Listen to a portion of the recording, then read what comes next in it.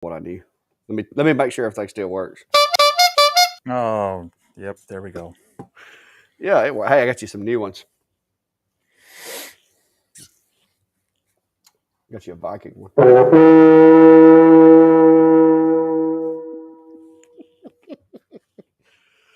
Oh, Well, we'll if see if anybody that shows didn't up wake tonight. everybody up, hello everyone.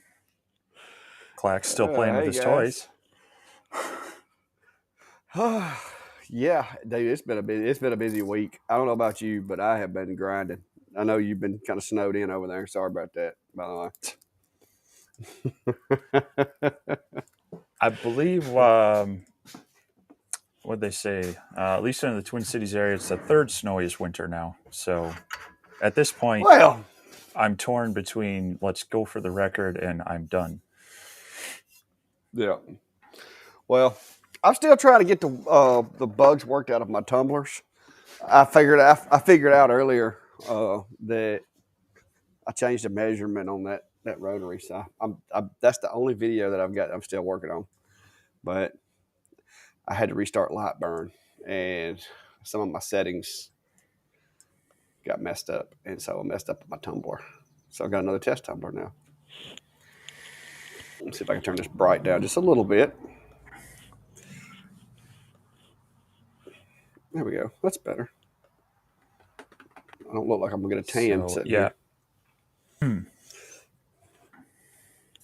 yeah. I was working on that Ortour rotary as well, and polish some things up on that. Hopefully that can launch in the morning. And it's a nice little unit. I like the tiltability of it. Actually, let me grab it real quick.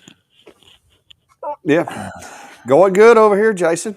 Steve, I don't know if it's just on my end, but you're starting to look like I used to look. I don't know. Not trying to jinx you, but you got a little Mario Brothers for a second there. Nice. Okay, well, let me see if I can. Going good, Jason. How do you like the new X2 P2? I don't have one. Uh, it's hard to say for sure. Yeah, Matt agrees with me. He says he's having some issues too. It's probably all that snow on the ground up there, Steve. The lines are probably Well, frozen. Matt would know. He's he's a good friend of mine up in the cities, and they actually got a little more snow than us. Why am I getting some network issues? Let me shut a few Probably things down here. you probably need to fire your IT guy. Yeah. All IT guys, they're just worthless. Yeah. John, I've heard a lot of, like I said, a lot of what I'm seeing right now. I'm not saying that folks aren't entirely honest, but well, actually, I think I'm actually right today. If you're looking at me from the camera, I think I got my flip right today, didn't I, Steve? Or is it Uh, backwards? your lettering on your shirt is backwards. Yes, The I guess Ken it would tool be. is on the right side of the screen. Well, give me just a second. Let me make an adjustment. I'll tell you, I'm trying to learn all this stuff, guys.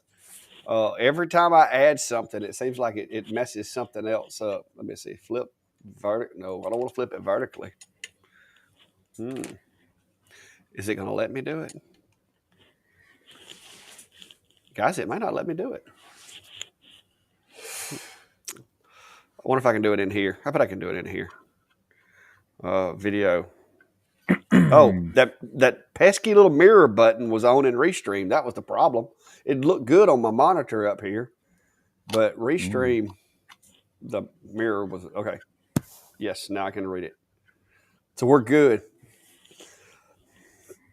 Now, if I So, flip it vertically, I'll be standing on my head. so yeah, this is the Ortour Chuck Rotary. I've been messing with it for the past week or so. I do like it. One of the best features in it is it's all integrated with the stepper motor, and everything just rotates here. So if you've got a tapered object, you can still leave this flat and just adjust this to the taper. If you need to flip it over because it's got a handle and raise it up, you don't have to like unscrew it and slide it on and off like the X201. And so that's worked out really well. I haven't had any issues with it, and I got to double check. I think this chuck, the base part of it, is actually a little bit bigger than the RA2. I also need to see. I think these little jaws might be interchangeable. Just depends on the screw spacing. So you want to 3D print some or steal and borrow some from some others you have. But yeah, it's a nice unit. The difference between this and the RA2 is there's no roller assembly, so the RA2 can switch between that. But honestly, if you've got the chuck rotary, you really don't need the roller one. So, and they do. I haven't tried yet, so I'm going to try it with a few different lasers. They do include a couple of adapter cables that come in the little kit to be able to adjust to different diodes. So I need to see what all that'll work with. And then, of course, I will be testing it on the X tool, probably the Aether, and maybe a Sculpt Fun machine as well. So I'm happy with this unit. I like it. It's been working well. And so we'll see as I maybe get some others in. Maybe we'll eventually do a comparison. Yeah. Check this out, though.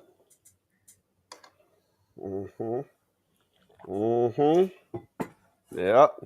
What was you saying about it'll roll over, Steve? Yeah. That seems to be the design. Aether does that. X or Ortour does that. I believe the one from Adam Stack is supposed to do that. So they're all taking notes from each other. And I got to get it out from down here. But yeah, this one, there you go. That's the two of them side by side right there. And they're not small, guys. There's your ruler. That's a foot ruler right there. So they're definitely not small. Works great. I've still got to learn. You have to watch your settings carefully. Taper in the cups and different. If you measured the wrong spot on a cup, you'll mess one up. I did that earlier. But let's see, where's my Asmer? Let's see. Did I put Asmer instead of Acer? I did. Well, I did that. I actually did that with the Acer, but I put Asmer for some reason because I was using that same file. But that's 160 millimeters a second at 70%. So I found my speed. I just got to get the dimensions and stuff worked out.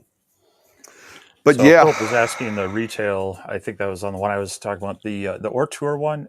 When they list it, they show $279, but right now, I think they've got it on the website for $179. At least on the Cinesmall, which is one of the authorized resellers.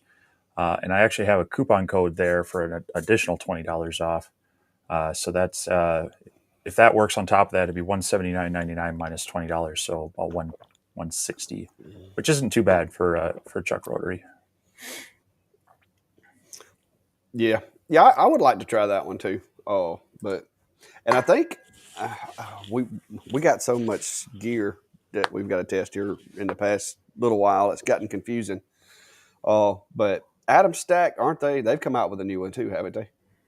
Yep. As well. Yeah, part of their Maker series of accessories. So, I believe that one's very similar to these, where it's got that kind of rotating head, and so it'll be interesting to see how that compares for. So, well, matter of fact, this camera right here, that's the Adam Stack Maker that we did the reviews on the other day, and it works for a really good show and tell camera for like an overhead. Oh, it's pretty I imagine that mount works really well for doing that.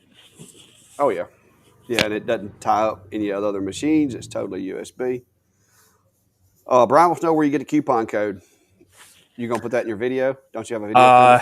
It will be in my video, but I will. Let's see here. So if I drop this in there, if you use that link and use the code MA20. That should get you an additional $20 off it.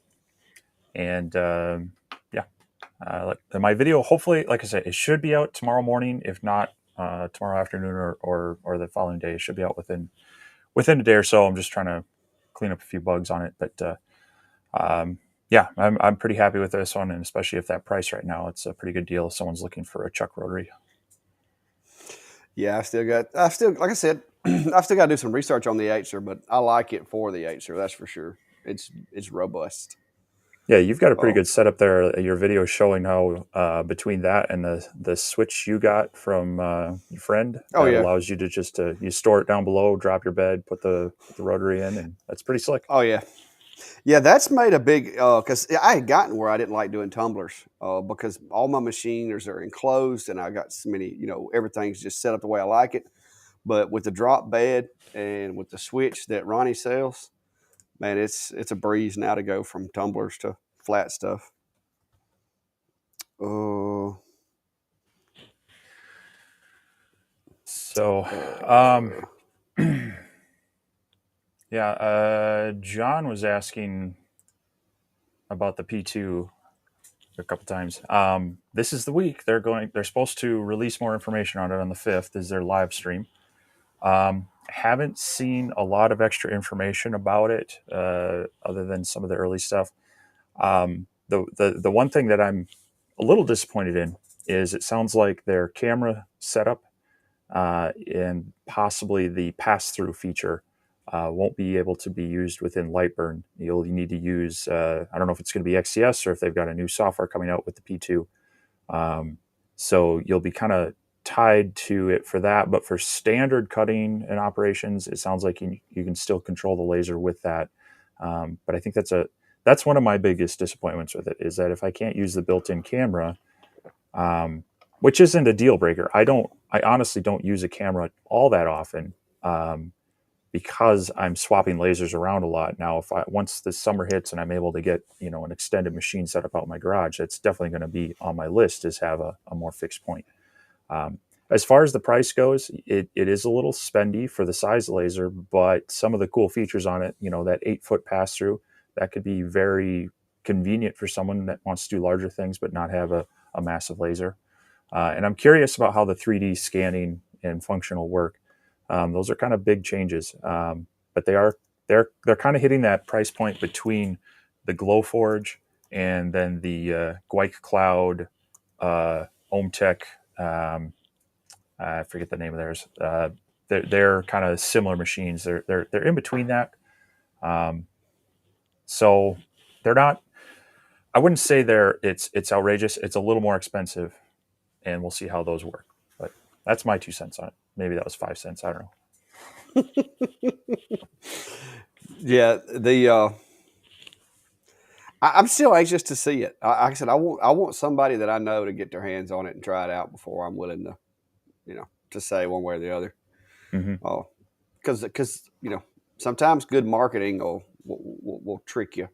Who was that? Sharon. Sharon, I'm trying to access my computer behind me to see what my settings on my 10-watt D1 that I use for black acrylic is. But yeah, if you go too slow with black acrylic, you will wind up with it. It'll basically melt back together. What I run with 3mm black acrylic is 100% at 8mm per second. And I do 3 passes to cut. And to engrave, I've been running on the 10-watt now, 100% at 40mm per second. So that's black acrylic on the X-Tool D1 10-watt. So I hope that helps you out there, Sharon. But I'm going to minimize that screen in case I need to refer back to the machine that's behind me. I just didn't want to turn my back on you and you and Brian be making fun of my backside while I was turned around. We'd never. Oh, yeah, you would. Yeah, you would. Oh, look at that. Weather. Look, those guys. Check it. It's going to be 90 there, Steve. 90. Yeah, so that's what I've been telling people, especially when we got that snow here end of the week. And actually, there's a winter storm warning for kind of the northwest part of Minnesota again on Tuesday. I don't think it's going to hit us down here, but I'm pretty sure we're going to go from the last little speck of snow is going to melt, and it's going to be 80 degrees. It's going to be humid. The mosquitoes are going to be out. We're just at this point we're skipping spring. So Yeah. Oh, I throwed that question up on the board for you there. I will find out as soon as I can, Jason. I just checked to see if he'd email me back or not. But I sent Ronnie, the guy that makes it, that has the Etsy shop, I sent him an email. He had told me that he could order the ends and make adapter cables and make them available with the switch. And I sent him an email today and told him I thought that'd be a really good idea because it would open him up to basically anybody with any kind of machine would be able to use it at that point. So uh, I'm waiting to hear back from Ronnie. I know he does. He has a business that he runs. This is just kind of one of the things that he does. So as soon as he sends me back an email, I'll drop a post out there, include it in my next video or whatever to let you guys know. But if you've got an X Tool rotary or the RA2 uh, already, then you can just borrow that cable because it's the same. I use the cable off of my roller, my original X Tool D1 roller before they even had the RA2, and it was the same plug. So, but he should be getting back with me and letting me know if he's going to start providing those cables.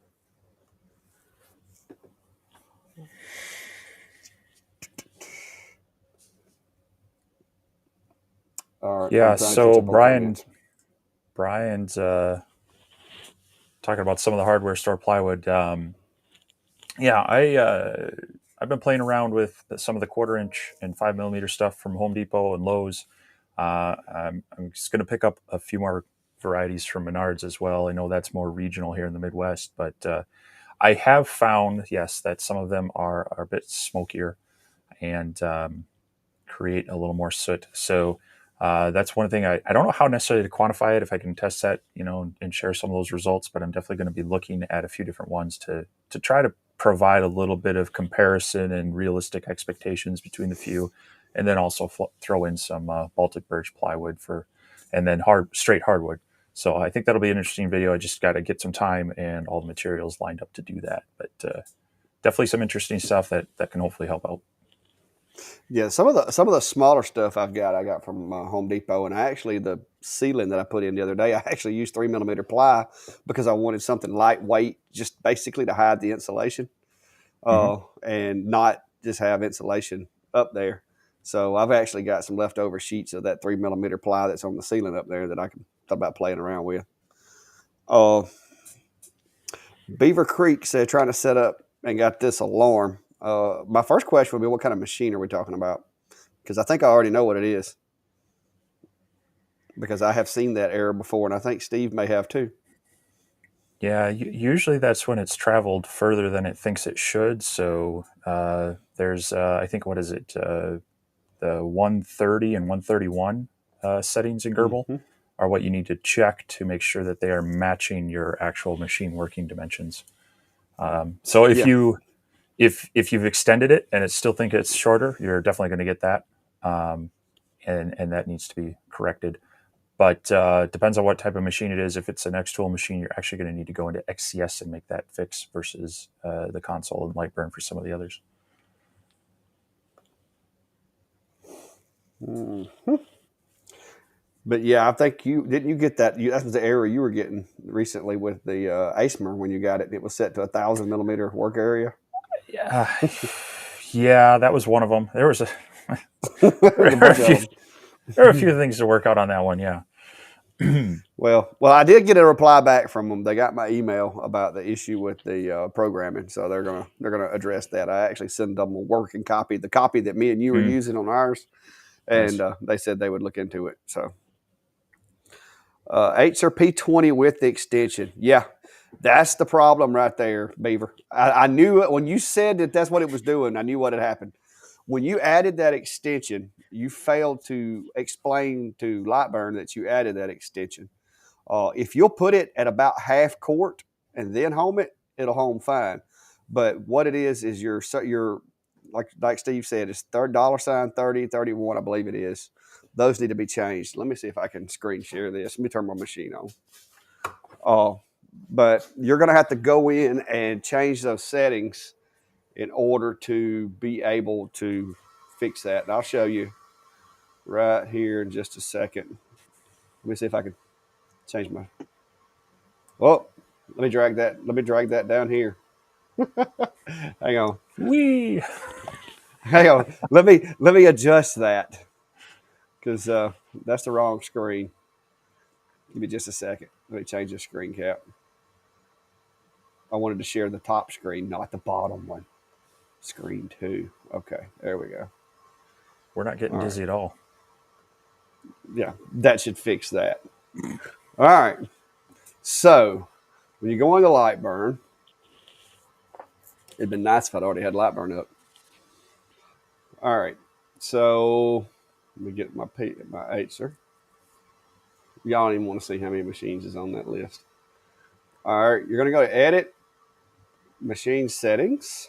You can do it in the console also. Uh, Hang on, guys.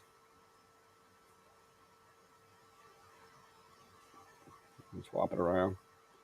Change to another machine.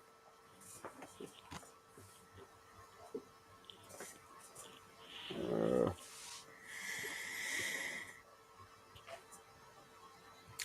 okay, let me hang on. Let me reboot my machine right quick. Ugh.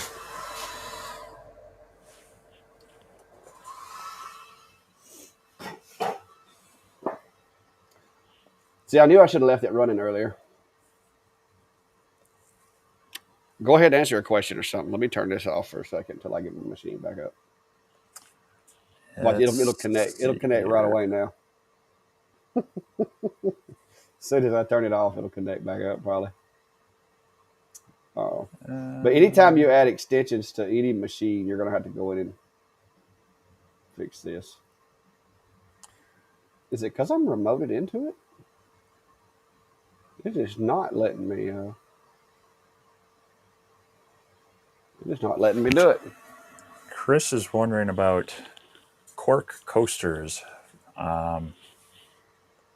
I have not actually done any cork recently. I think the last time last time I did it was with my 60-watt CO2, and I don't even think I have numbers from that anymore. So What machine? What power output? Well, I don't guess I'm going to be able to show. For some reason, it is being stubborn. Oh, wait a minute. Did I already have Pete? Oh, my gosh, guys. Rookie mistake, guys. Y'all want to know check on what the I was. wrong. You didn't select the right COM port. No, no. It's No. even dumber than that. Even dumber than that. Just take a gander. What? I already had it open. Oh, you had a second light. Yeah. Okay. Where I was doing the tumbler Yeah. a while ago. All Yeah. right, let me Chris, make if you could let sure. us know what machine you're using, maybe we can give you a little closer. But Okay, wrong one. Wrong one. All right, I got it working now. But yeah, I had it. I still had it attached. I was trying to relaunch Lightburn. That's why it wouldn't connect. But in here, you're going to have to go ahead and just don't worry about this little waiver. Now, before you go to messing around in here, if you ever come in here to mess around, save your settings to a file and put it somewhere to where you know how to get to it. That way, if you were to accidentally change something and it mess your machine up, you can always go back and load from file and undo what you may have done. But max travel, there's where you're going to have to go in. See, with the P20, your X is going to be 430. But scroll down here. Uh, your Y capacity. needs to be Yeah. 850 right there.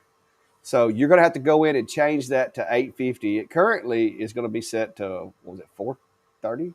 Yeah, I think it was 430 by 430 from the factory. But you're going to have to change that to 850. Once you change that to 850, what that is that will let the machine know that, hey, you can go up to 850 millimeters before you stop. And that's kind of a fail safe in case you home it and it never finds home. It doesn't just sit there and keep trying to go. It'll actually stop. So you're going to need to change that value when you add the extension kit to 850, and that's $131. So there you go. That's what you need to do. But that's on my machine over there.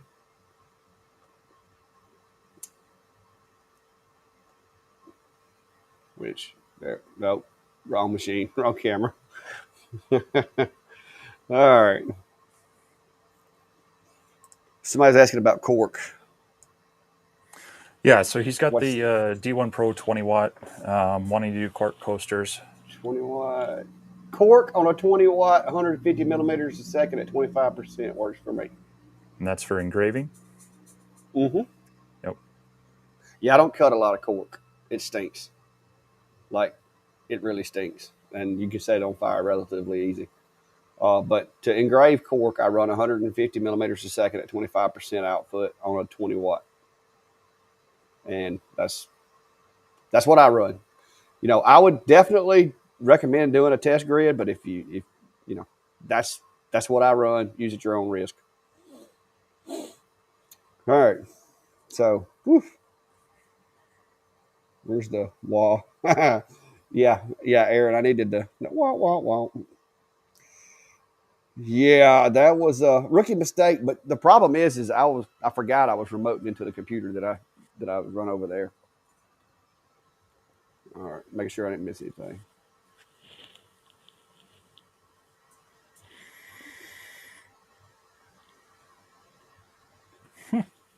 There you go, Steve's beard. So we're I have supposed a to be hard. playing What's Under the Table today, right? Well, I'm in the wrong shop. I mean, well, here you go. You want to know what's? That looks like the cone off of an airplane. Yeah, it is. It's the All right, engine as Clack, well you for one saved of me my some air. headaches with the 8 series value. Mine was working somehow. Set at 200 and wrong ball. Oh, did somebody was shoulder surfing and got their settings they needed for their machine out of that video, I guess. When I was going into my settings, apparently he snagged the setting he needed. Well, that's good. I'm glad there wasn't anything on there that I didn't want y'all to have, like bank accounts or anything. That would have been terrible. People have been screenshotting my bank accounts. Wouldn't have got nothing. I just bought ceiling. Uh, I thought about the test grid. As I just talked about. Yeah, Chris, the test grid that I just use light burns. There's some others out there, but David, you just stop saying take some questions while I'm away. Well, I don't want everybody just sitting there staring at each other, you know. Me over here trying to fight with my computer because you got to understand, I have to throw a studio together out here in the shop, so I have to like move everything and run cables everywhere. Yeah. Jason's asking about the preview time estimate. Wondering what to do to get a better estimate because yeah, like he's saying, it was saying 37 minutes. Turns out to be an hour and 15 runtime. When y'all figure it out, let me know. Yeah, that's Lightburn's making its best guess off of what it knows from your machine. So one thing you can try to do is if you go into Lightburn and have it, you want to read the settings from your machine. That'll help it know a little bit better what it can do, um, rather than just making its best guess. But yeah, based on it's trying to calculate based on the speeds. But if your machine has a different acceleration rate and such, that's going to slow down. And it's just I've seen it's kind of all over the place on diodes. Um, CO2's at least my CO2 is a little more accurate, um, but yeah, it's a little frustrating.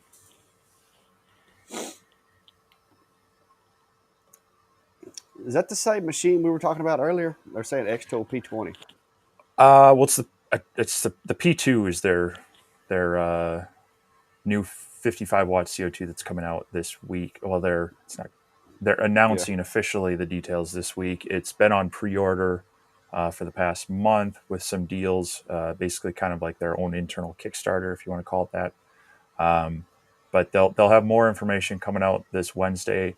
I haven't really seen anyone get even some previews. Normally, they put people on kind of an NDA So we'll see if people have any machines. You'll probably start seeing them drop either on the 5th or the day or two after that. Um, I'm curious about it. I'm interested in it, but until we see more and see some, a little more in depth, non salesy reviews of it, I guess we really won't know.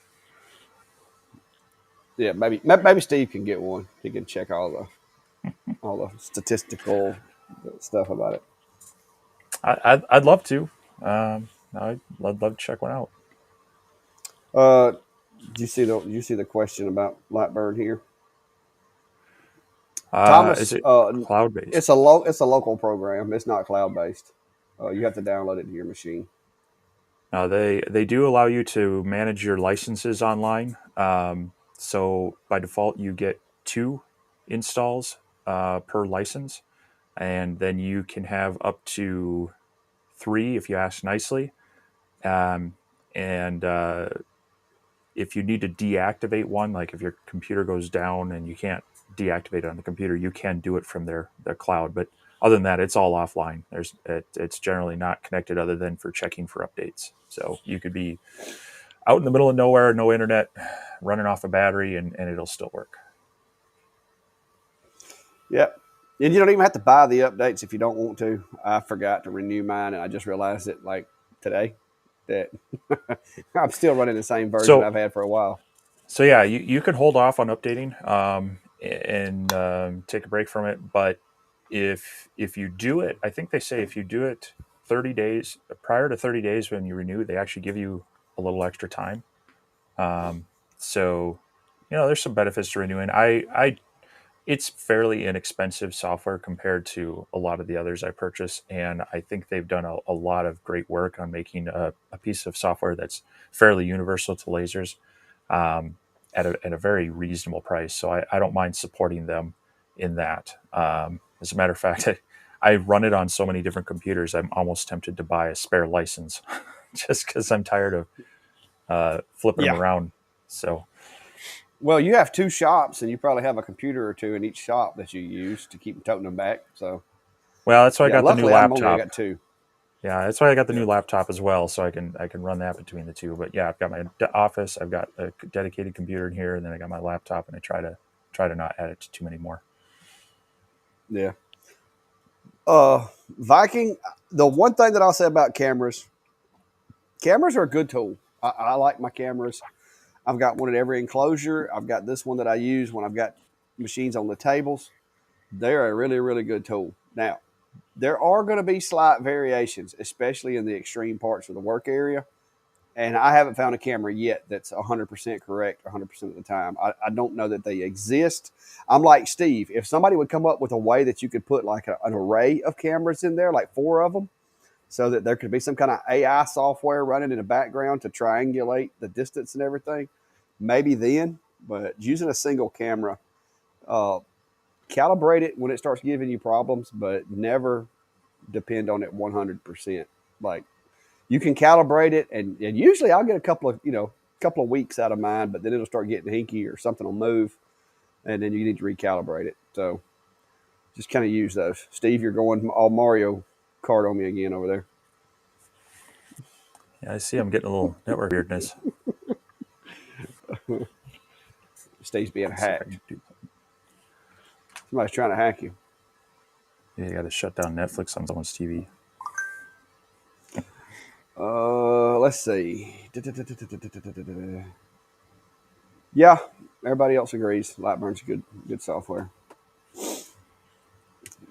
Yeah, they're having their first ever convention here in October, I believe it is, Hmm. and it's in Peoria, Illinois. I'm kind of waiting to hear a little bit more from that, but that's not too far. I mean, it's a 6 hour drive for me. And I think they're only asking $125 to attend, and you got to pay for your hotel room. But they give you a free year renewal of Lightburn, and then a lot of networking with various people and there's classes. So I might have to check that out and see. It sounds like that could be a good learning time, good networking time. Let's see here. Let's see how far that is from from the house.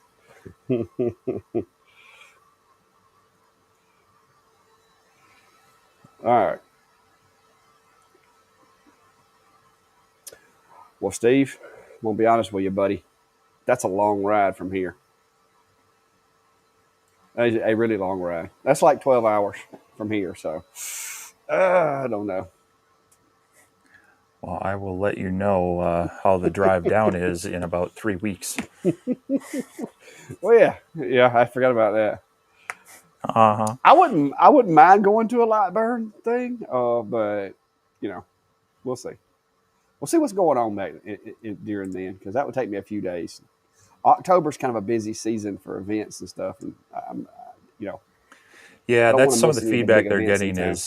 is a lot of people are like, oh, that's like prime early holiday season. So Yeah, because October I am typically just slamming stuff out, trying to get ready for the pre Christmas, pre Thanksgiving rush.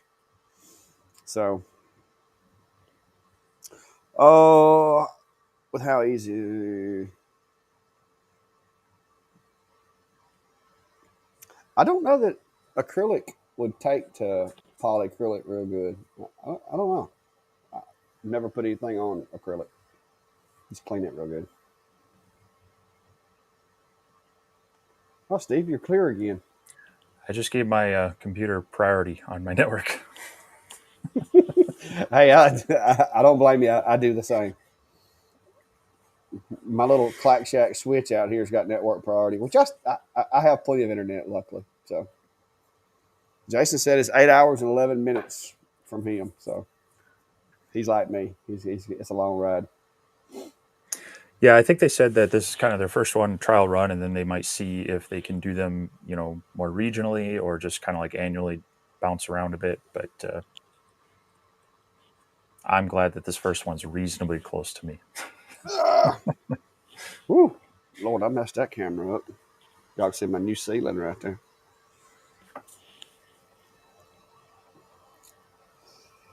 All right. I'm not seeing any more comments. Everybody's got quiet. They must just be, everybody just, now that they can see you, they're just admiring your beard.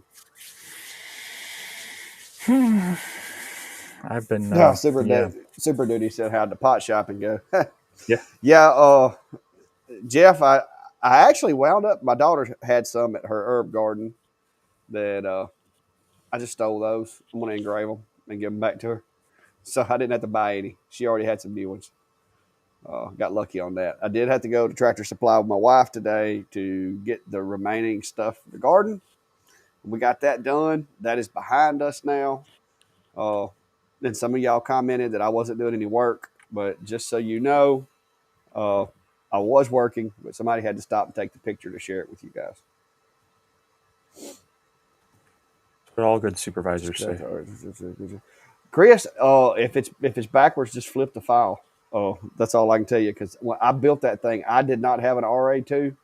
Oh, I actually had somebody, one of the guys that like followed the channel, gave me the measurements, and I built it and sent it to him, and he said it worked. So it may be backwards, but you're the first person that's mentioned that. So I don't, okay, this is purely theoretical, but going back to my motorcycle riding days, I used to use this plastic polish on my visor and my windscreen whenever you'd get some small scratches in it. This might be worth trying on acrylic. It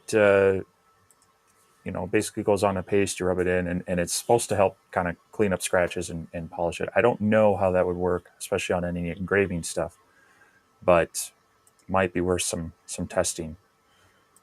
Like I say, um, never tried it myself. I'm It's just not endorsing it, but just from back then trying to keep my visor polished and clean so you wouldn't get as much glare. I know I used to do that, and it would help.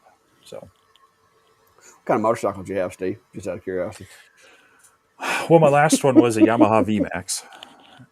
Um, Okay. I had a little Honda, a small CBR. I had a Yamaha Maxim, I knew you and had one.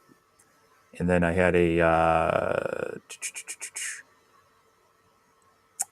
Suzuki 850 something, real briefly. But yeah, I've had a handful of them. But I kind of figured. I figured you'd be like a Jinxer kind of guy, be out there on you, just drag racing. yeah, well, that was the All VMAX. right. That was a that was a very that was a drag racing bike. Oh yeah. What kind of equipment do you have to raise and lower your honeycomb? I guess you're talking to me, Happy. But I have a. It's actually made for a table, and I've got a video on my channel where I built that thing, and you can go watch that. And I've got links to all the parts that it would require to do it. But it's not exactly made for what I'm using it for. It was a little bit of Southern engineering. So give me just a second, and I will find a link for you, and you can go check that out. There we go.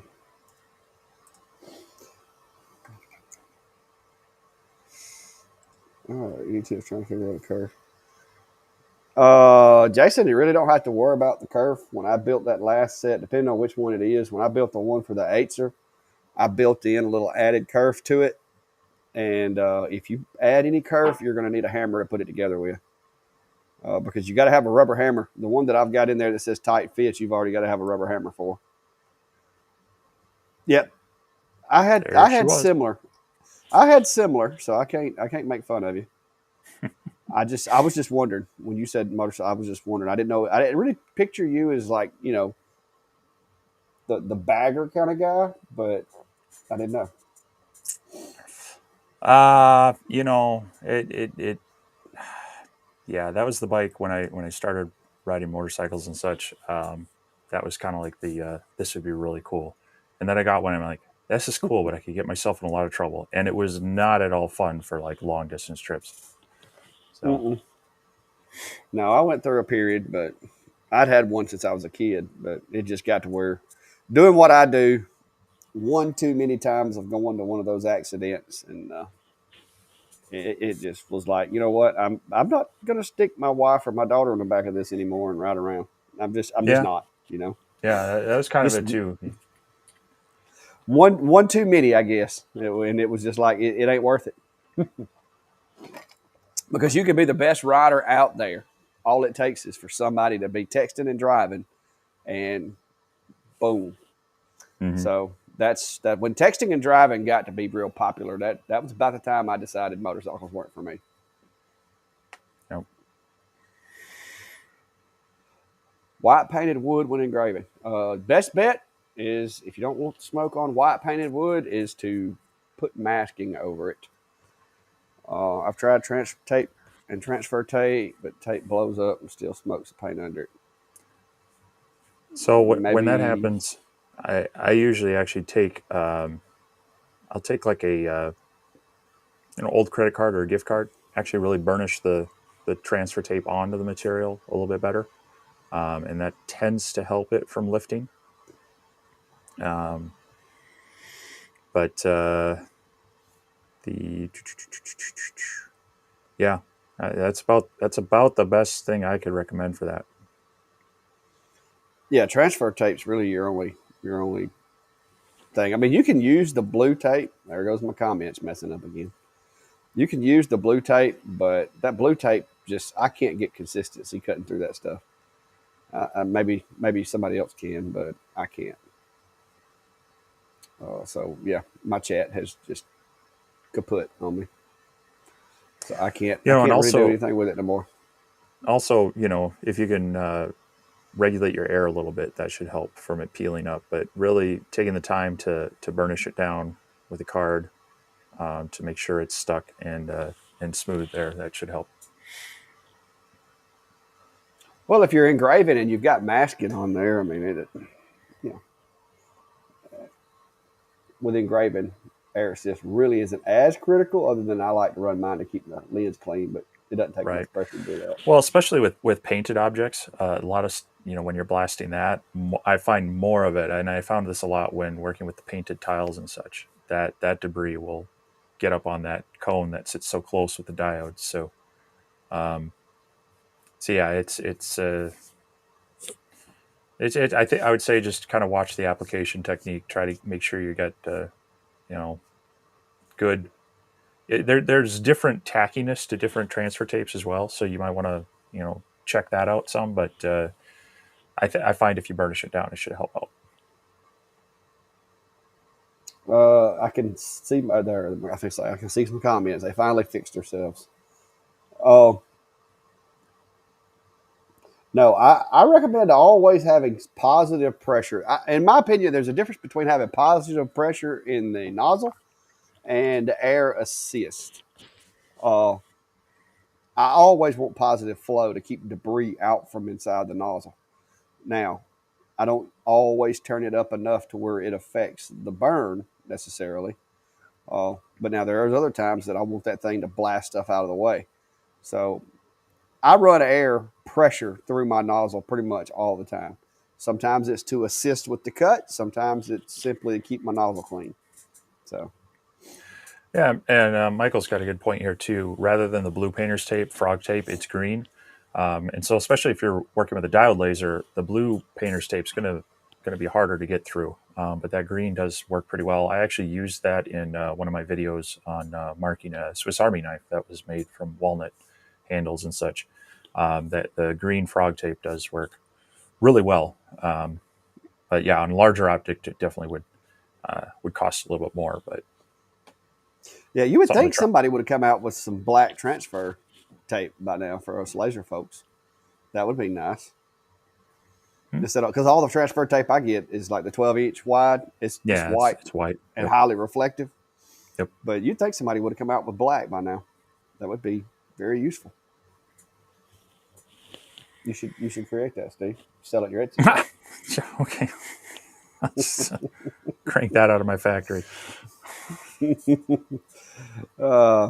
A couple of fan mods, so be sure everything works.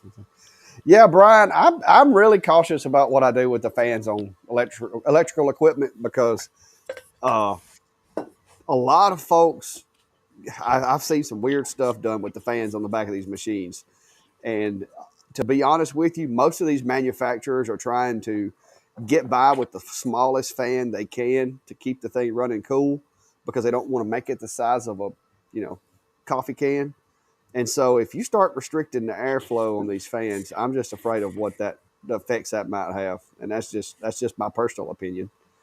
But I've seen some people do some weird stuff with it. It is loud, Brian, but take it from me. If you put it inside a 3/4 inch thick plywood enclosure, it gets a lot quieter. Mine's running over there now, but I've got the enclosure wide open. But I'll leave it up in case somebody else has a question, but I will close this. See, can't hear it now. John was asking about Easter projects, and I haven't done any like dedicated Easter projects, but since I was working on that rotary, and this will be in my video, I did get a wooden egg and engrave a nice little Happy Easter on it. So, and glad it Good, was wooden good thing it's because I not keep a dropping it. good thing it's not uh, a good thing it's not a real egg. but yeah, all right. But yeah, this is one of the advantages of the rotary with the chuck. So you got the end stop on one side, you got the fingers on the other, and then it just kind of grabs and rotates it. Whereas if you had this on rollers, good luck getting it to not rock back and forth. So There you go. Well, there we go. My CO2 is not big enough to put a mirror in it. so yeah, you can't. I mean, it's the same theory.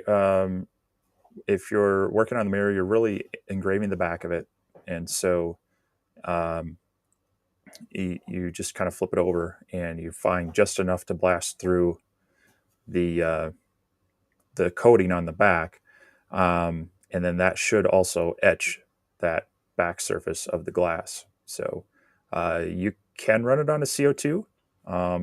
You technically could do it from front, but you wouldn't want it to have the flashback of the light going into your machine at all. So um,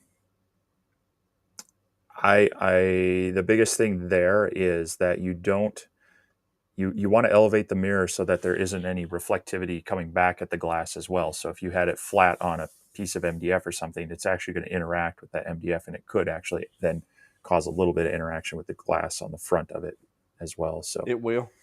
It will. My advice is to space it up an inch or so off your workspace with yep, something. yeah, you Just, just need a little bit of space there so that it won't interact.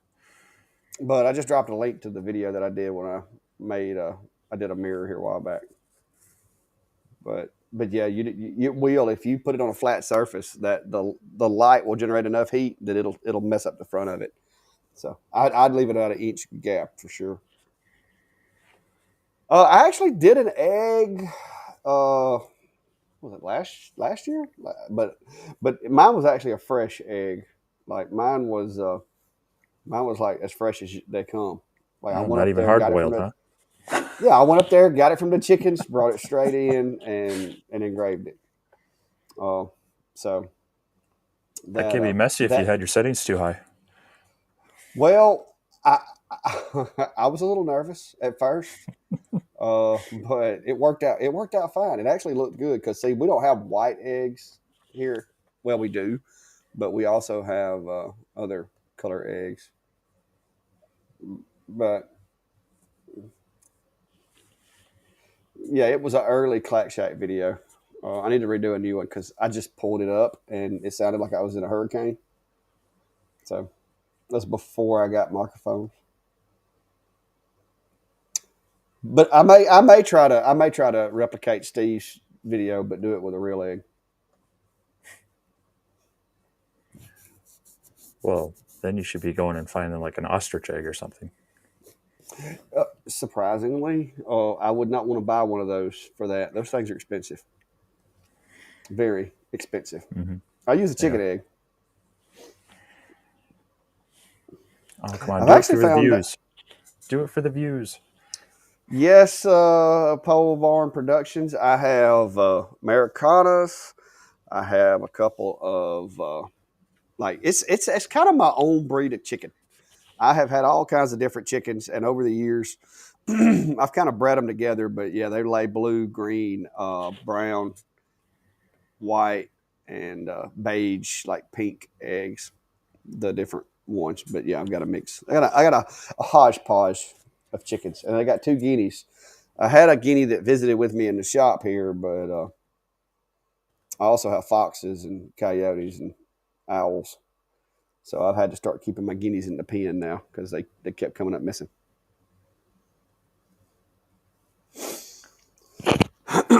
Yeah. Yeah, an emu egg would be kind of cool, but I don't have any of those either. So,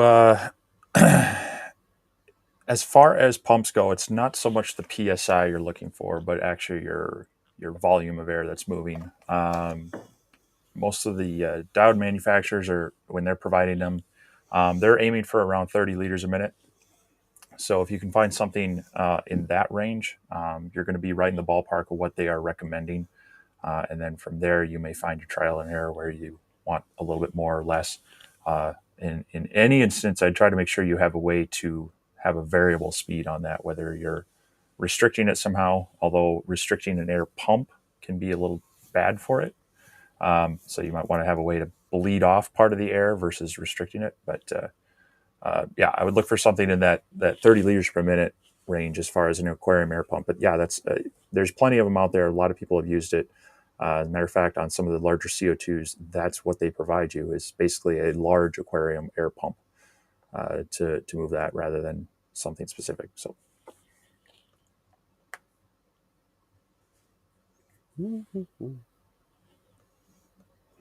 Here we go. I'm trying to answer questions. There you go. There you go, Beard. Chris, yeah. But now that's an older video, but it does go over the fundamentals of it, and if I ever get caught up, I might look into doing a new one. But the art library is pretty simple. I mean, it's not complicated.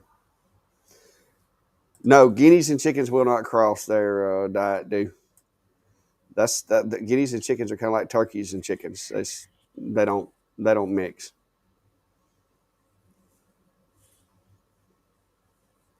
They don't usually get along real well either. Uh, Hopefully, I don't miss your address. This is what? Okay, I missed something. Hopefully, I don't. The question's actually the next one. Oh, okay. The minimum heat setting is 20%. Yeah, Steve. We just had another guy. Did you see where that guy was having the same issue with his that you had? No, was that in the Facebook group? Yeah. All right. Yeah, that was it was one of the groups or somebody messaged me. Okay. You know how you had the problem with your Acer Mm-hmm. not wanting to live up to its full potential? Yep. Yeah, he had the same issue. Apparently that's something happening when people install it. So here we go with the screen share. All right. The setting that you're going to be looking for. Hey Steve. Just fixing it The for you. setting the setting that you're going to be looking for when you go in, you're connected to your machine, you want to just up on button. Go over here to device settings. That S value right there needs to be 1000. I think the chat overlay is okay. No, it's not. But right there, the S value max. Make sure that's set to 1000. There's the guy I talked to the other day said his was set to 250, which is only going to be about 25% of your output being allowed to work. So that needs to be set at 1000, and you won't believe the difference it's going to make. So there you go. That's where you fix that at, guys. I hope that helps there, Pole Barn Productions.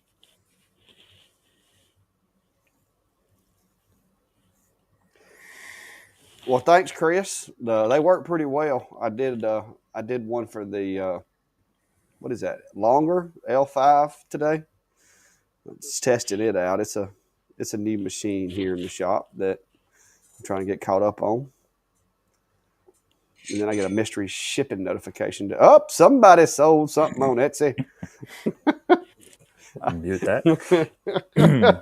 I know what that sound is. But thanks, Chris. We appreciate it. Setting is the one I cannot. That is the minimum setting. The minimum. That's the maximum power. What do you mean minimum setting? What problem are you having with it, Polar?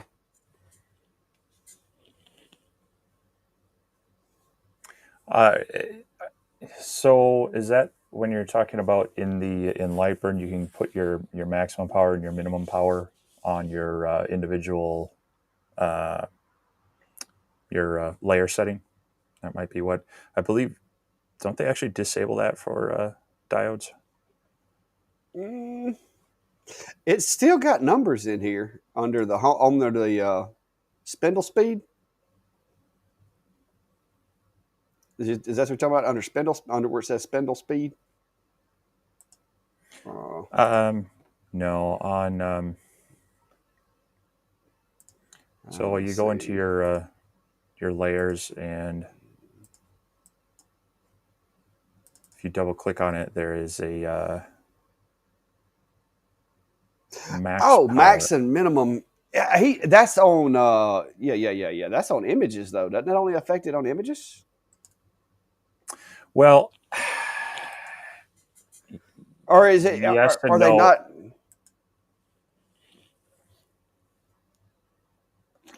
Let me see.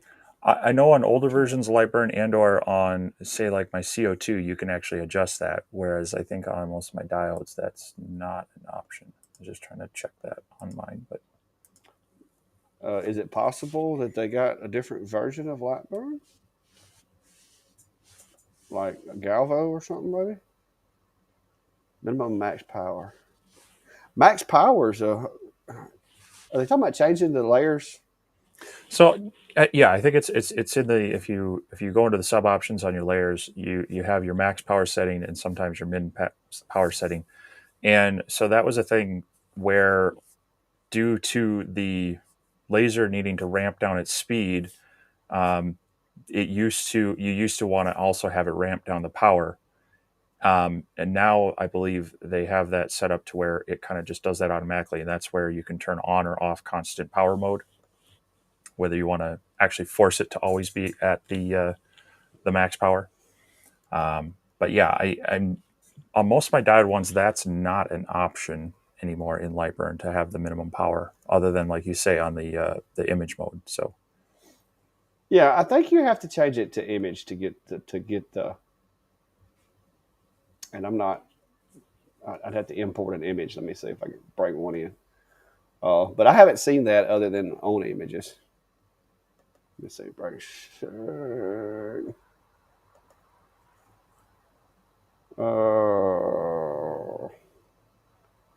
Yeah, I'm still not seeing a minimum on here. It's just a maximum power output.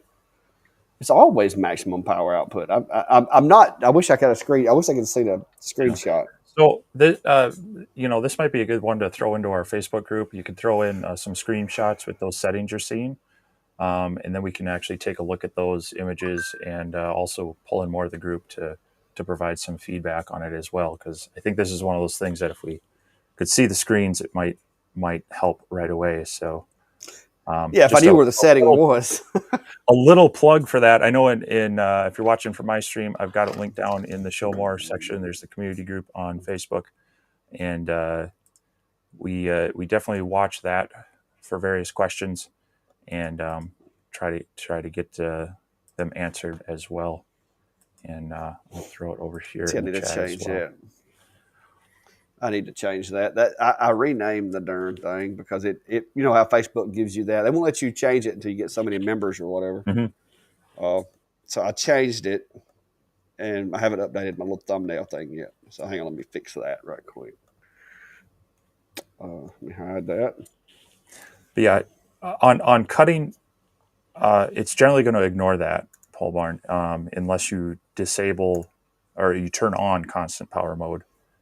Then it tries to cut at its maximum power the whole time. Normally, it's trying to adjust it through an algorithm itself. So, but if you're looking at the photo end of it, then yeah, you should be able to um, play with your settings, and you can add your minimum maximum as well.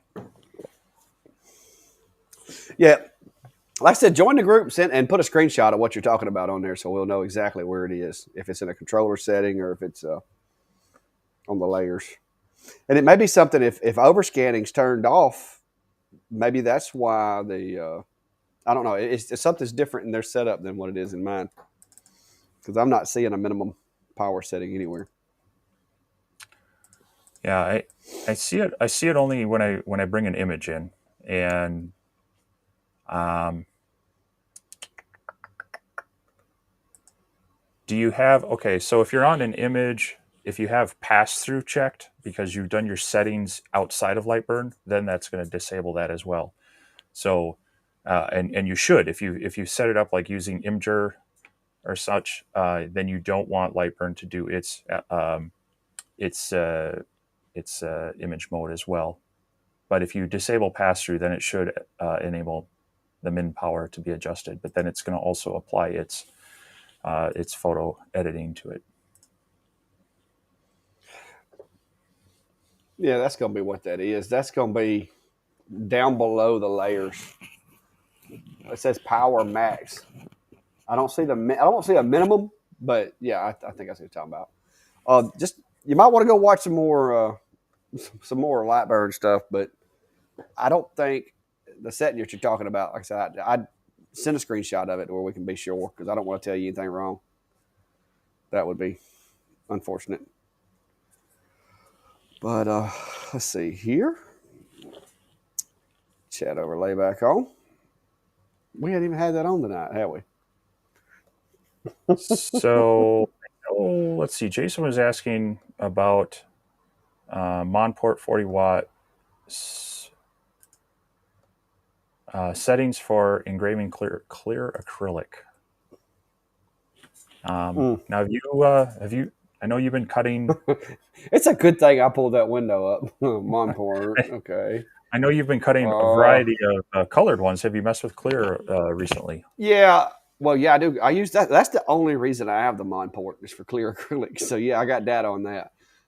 Clear acrylic with air assist. And guys, let me stress to you: if you're cutting acrylic with the CO2, the Monport, if you don't have air assist, it can be a pain because it makes it melt back together behind the cut. But if you use air assist, it doesn't let it really get hot enough around the edges to melt. But I cut clear acrylic with the Monport 40 at 8 millimeters a second at 60% power, 2 passes, and I engrave at 200 millimeters a second at 60% power. And hang on, I'll get you an example. Uh,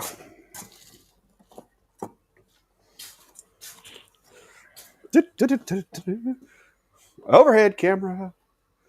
But that's what I end up with. So if I can figure out the orientation of this camera, but that's well,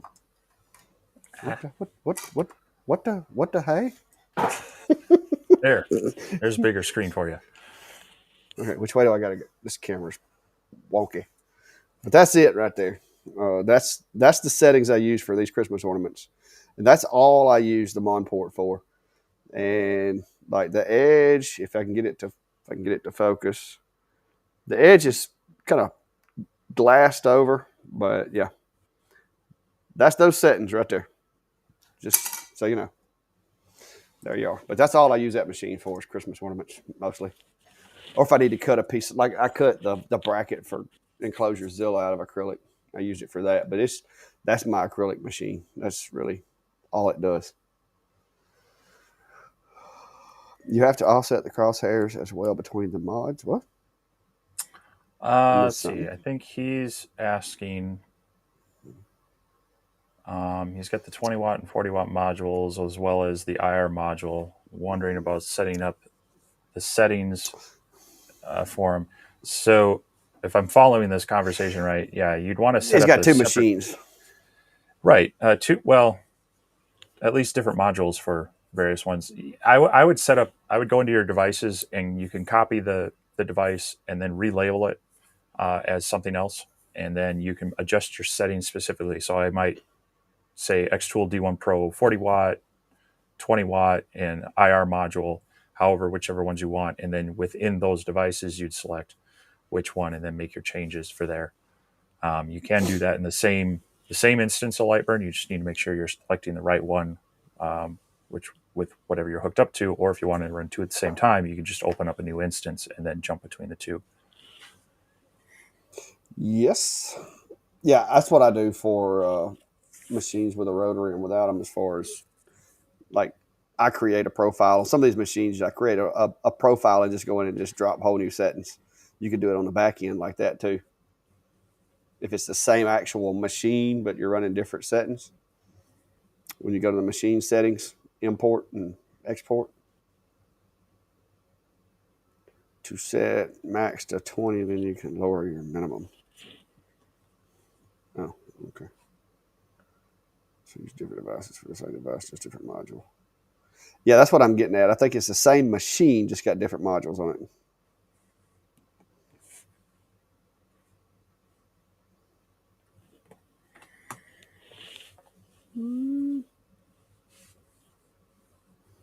Oh, is he talking about? He may be talking about cut settings.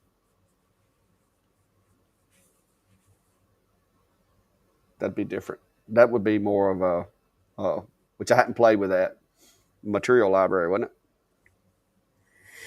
it? Mm-hmm. Yeah, and that can be shared between all. Then you got to label it in your material library that these are settings for a specific device. I still use Notepad. Like a physical one or the one on the computer. No, the one on the computer. Like Mm. I've got on my desktop up here. I've got these little I've got all these little Notepad little icons up there. Each one of those is my power charts for different machines. Yeah, you could at least use a But spreadsheet. it's just notepads are easier when you because if I can because if I open the notepad, all the settings are for that machine. So it's just that's how I started, and I just hadn't get away from it. I need to start using the material library, but Mm. I procrastinate. All right, any more questions?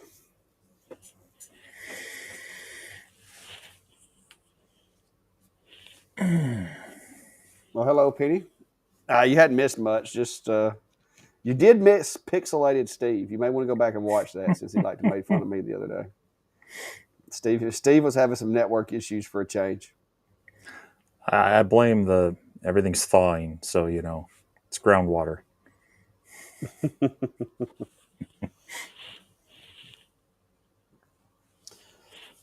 Yeah, you're going to have an extensive library.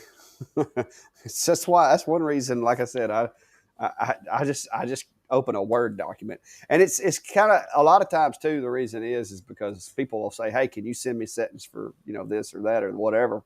And if I got it, it's just easy just to drop that on Google Drive and send it to them. But you know, yeah, don't miss it, Penny, because he was really pixelated, and it was really you could tell it was really bothering him. Critical focus for the D1 Orleans. Hmm. Yeah, I've heard that IR lens is really finicky about focus. You hadn't got one, do you, Steve? Have you tried it? Nope.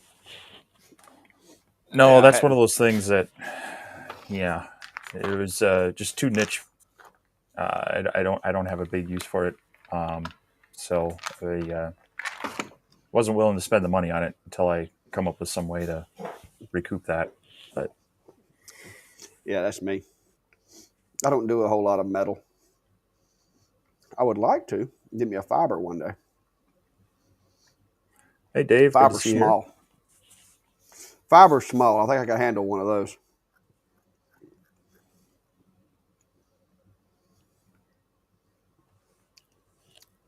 Hello, Dave. That's one of your peeps. Mm, Yeah, well, if you're interested challenge in coins. if you're interested Go in ahead. CNC work, Dave has a lot of great content, and he does a good live stream on Saturdays talking about that. So Yeah, you're definitely still a trying to sell world me of on. knowledge there. You're I'm still telling you, trying to sell me on one of those. you need a CNC machine one of these days.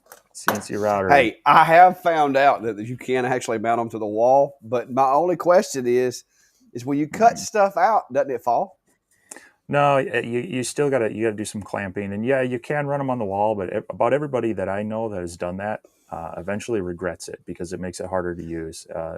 I always Well, go see, I by the was means if you set up a tool and it's in place where you can just run in and use it, you're more likely to use it. Where if you gotta work at it, you gotta clear stuff off of it, you're gonna find excuses not to use it. So yeah. Well, I'm tapped out for space right now, so can't do it right now. Sweet Penny. Penny says she's getting her enclosure, Gazilla. nice, Hey, it very nice. works. It works. My latest upgrades made it even cooler. I just got to figure out how to work that rotary better. I thought I had it down, and I did a cup earlier, and I mismeasured, and my logo shaped like an egg. Yeah, I do have the properties, Brian. That's not the problem. It's the money. Yeah, I know both of us have talked about this. I don't have I I have just a little bit of experience, mainly setting one up for the computer integrated machining work or program at the college I work for, but I haven't had a lot of chance to play around with it, and that's a large epilogue unit that would be really nice to have more time on. But yeah, I would love to even get something smaller, like was mentioned, the challenge coins. I think that would be a really fun thing to be able to make some custom coins for people and things. I do want to get one at some point. Um, I kind of am more tempted to jump into like the 30 watt ish range. I think it'd be more usable for the things I'd like to play with, but it's a bit of an investment. So I need to free up some fun money, uh, get some sort of sponsor, or maybe Clack wants to be a sugar daddy or something. Yeah. Yeah. Good luck with uh, that one. no, I do want to play around with one eventually, and like I say, I think from there I might find some ways to, whether I have to pay for it or recoup some cost on it. But I don't have a lot.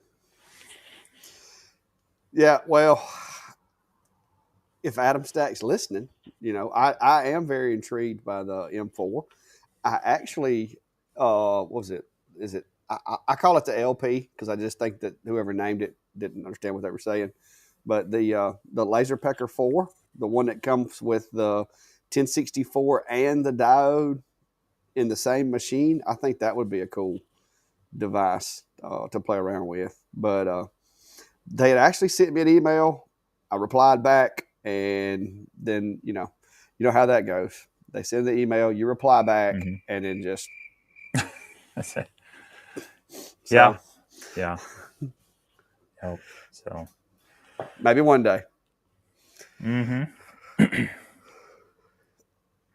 Oh yeah, the 50 watts and 30 and 50 watt fibers are awesome, but they like them. It was in image mode, had to change settings to grayscale. See, I told you I thought that was only in an image. Mm-hmm. I don't use that. I use Jarvis, so I don't ever see that. That's why I don't see it, I guess. But yeah, I'd like to have me a little small fiber because I do have some project ideas and some things I would like to do. But no, now Chris, the weird thing is they actually emailed me. Like they sent me an email and said, "Hey, this is who we are. This is what we make. This is the product we've got. What do you think about it?" And I was like, "I've heard about it. I think it's a cool idea. I would love to try one." And then just Yeah, nothing. you occasionally get that, and it's unfortunate, but Yeah, maybe one day. But I will say this, and I don't know if you got it or not, Steve, but I got a notification today saying that my Amazon package had shipped. So I went into my Amazon, I looked, and I don't have any orders pending with Amazon. So tomorrow, Steve, we're going to have another random package of the day photo because sometimes stuff just shows up. Like I'll come home from work and there'll be a package, and I'm like, "What yep. is this?" And then you look at it, and of course, it's got some company name on it that you're familiar with, and you're like, "Well, where did this come from?" And then like 2 days later, you get an email. I see you received my package, and it's like, well, yeah, what do you want me to do with it? So that's where a lot of this stuff comes from, guys. I don't sit around. Me or Steve, either one, don't sit around, emailing them going, please send us something. Typically, they reach out first, or either it just shows up. Now there are some companies that I would like to get stuff from, but those guys aren't. They aren't biting. Yeah, I find it's some of the smaller ones that will ship from their Amazon stock, and that's where I've gotten some that way, and ironically they come faster, whereas some of the larger people will want to ship direct from their places, usually overseas and such. So.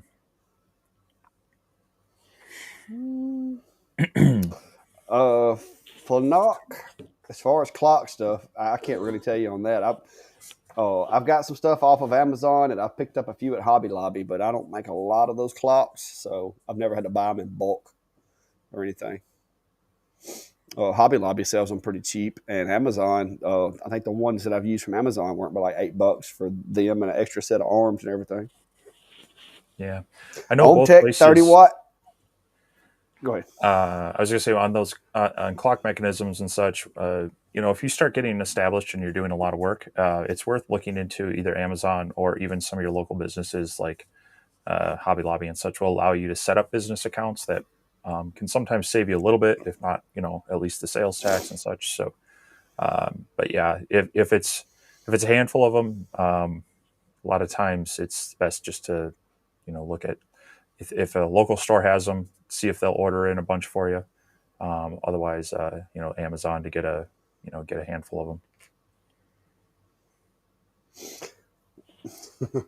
Yeah, now Penny, this wasn't a this wasn't like an email or a text message or nothing. This was actually an email from UPS. saying that a package was being sent to me from Amazon. So I was like, I knew I had some stuff in my cart, but I was like, I haven't checked out yet.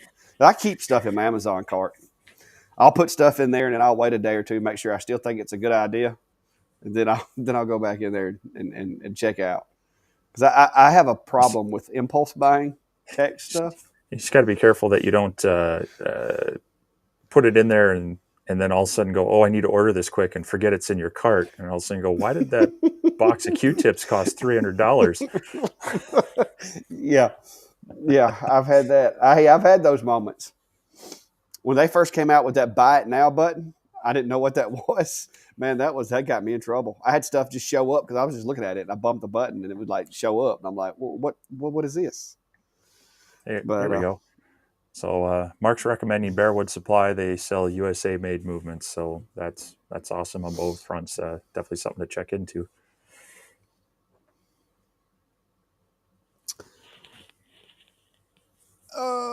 Gravy. I've had a couple people mention it, and I'm sure Steve has too. I know me and him have talked about it before. Oh, but no, I'm not an OnlyFans kind of guy. That's I'm gonna have to stick with my knowledge and my skills rather than that.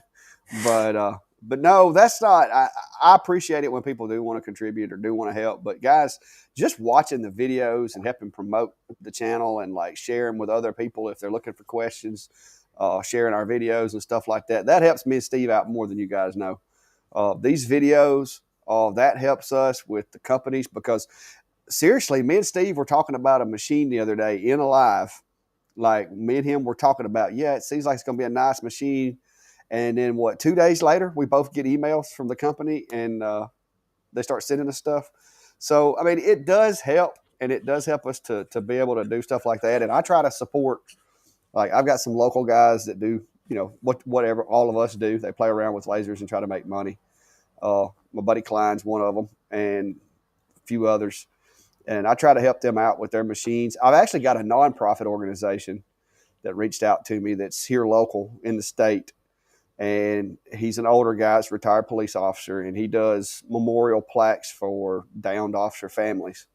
And so I'm going to partner with him and some of the equipment that I've got that would help him out. Basically, I'm going to keep him upgraded because he does these plaques for free and mails them all over the country to families of fallen police officers and deputies and stuff like that, FBI, whoever they are. So I'm going to partner with him. Not only am I going to train him on how to use the machine because he had a guy that was doing it and something happened and it went south, but I want to help train him on the machine, help build some files for him. Called in a favor with another buddy that builds files and has his own business in the county north of me. He's going to help with some of the file building as well. And we're going to basically, this guy, all he's going to have to do is just put the wood in there and hit go and then do the finish that he likes to do and send it. So I try to find creative ways to kind of give back. And then a lot of the machines, as I get through with them, I donate them to the local STEM program. It's like a trade school where they teach kids about robotics and 3D printers and lasers and stuff like that. And they can take these things and use them, or they can take them and take parts off of them and make something for their robots or whatever. So I try to give back that stuff that way. And me and Steve have also talked about trying to come up with a fair, efficient way of maybe like throwing some of that stuff out there for you guys to have a shot at it. But we're still working out the details on that. But it's fun. But it's like I said, it's all because of you guys though. If it wasn't for y'all watching us, nobody'd want to send us nothing. So that's good. Yeah, I share a lot of those thoughts too, and I when you get to Patreon and such, you're asking your core audience to really financially support you, and I feel like then I really need to be consistent and really making sure that I'm earning that extra bit there, and this really is an enhanced hobby for me, more than me trying to make a buck off of it. I enjoy playing with technology. I enjoy playing with automation and machines. And I enjoy. I come from my grandmother and my mom were both educators, and so trying to share information and knowledge is just kind of in my blood that way. So I would feel bad on some of the weeks and the months that I couldn't keep up with, making sure that I was Yeah. making it worthwhile to that group as well. So that's where I Yeah. haven't done it. But yeah, like Clack said, just people coming here on this live, liking, commenting, sharing our videos, enjoying that. That's wonderful support, and we definitely appreciate that. So Oh yeah. Well, and like you said, Steve, I mean, if I don't like, I guess maybe it's from what I've done for a living, doing law enforcement and all that. I just, I don't mind helping people. But like you said, if you're paying me every month and then you have a problem, then I'm the type that I'll be up day and night trying to help it fix it, like I do at my normal job. And so, yeah, I'm kind of I don't want it to go from something I enjoy and something that's kind of low pressure, low stress to always stressing because you got somebody that you can't help and they've been a supporter like weekly donations or whatever. Oh, so that's yeah, kind of the same way on that. I'm not trying to get that way. I make a little bit of extra money doing this.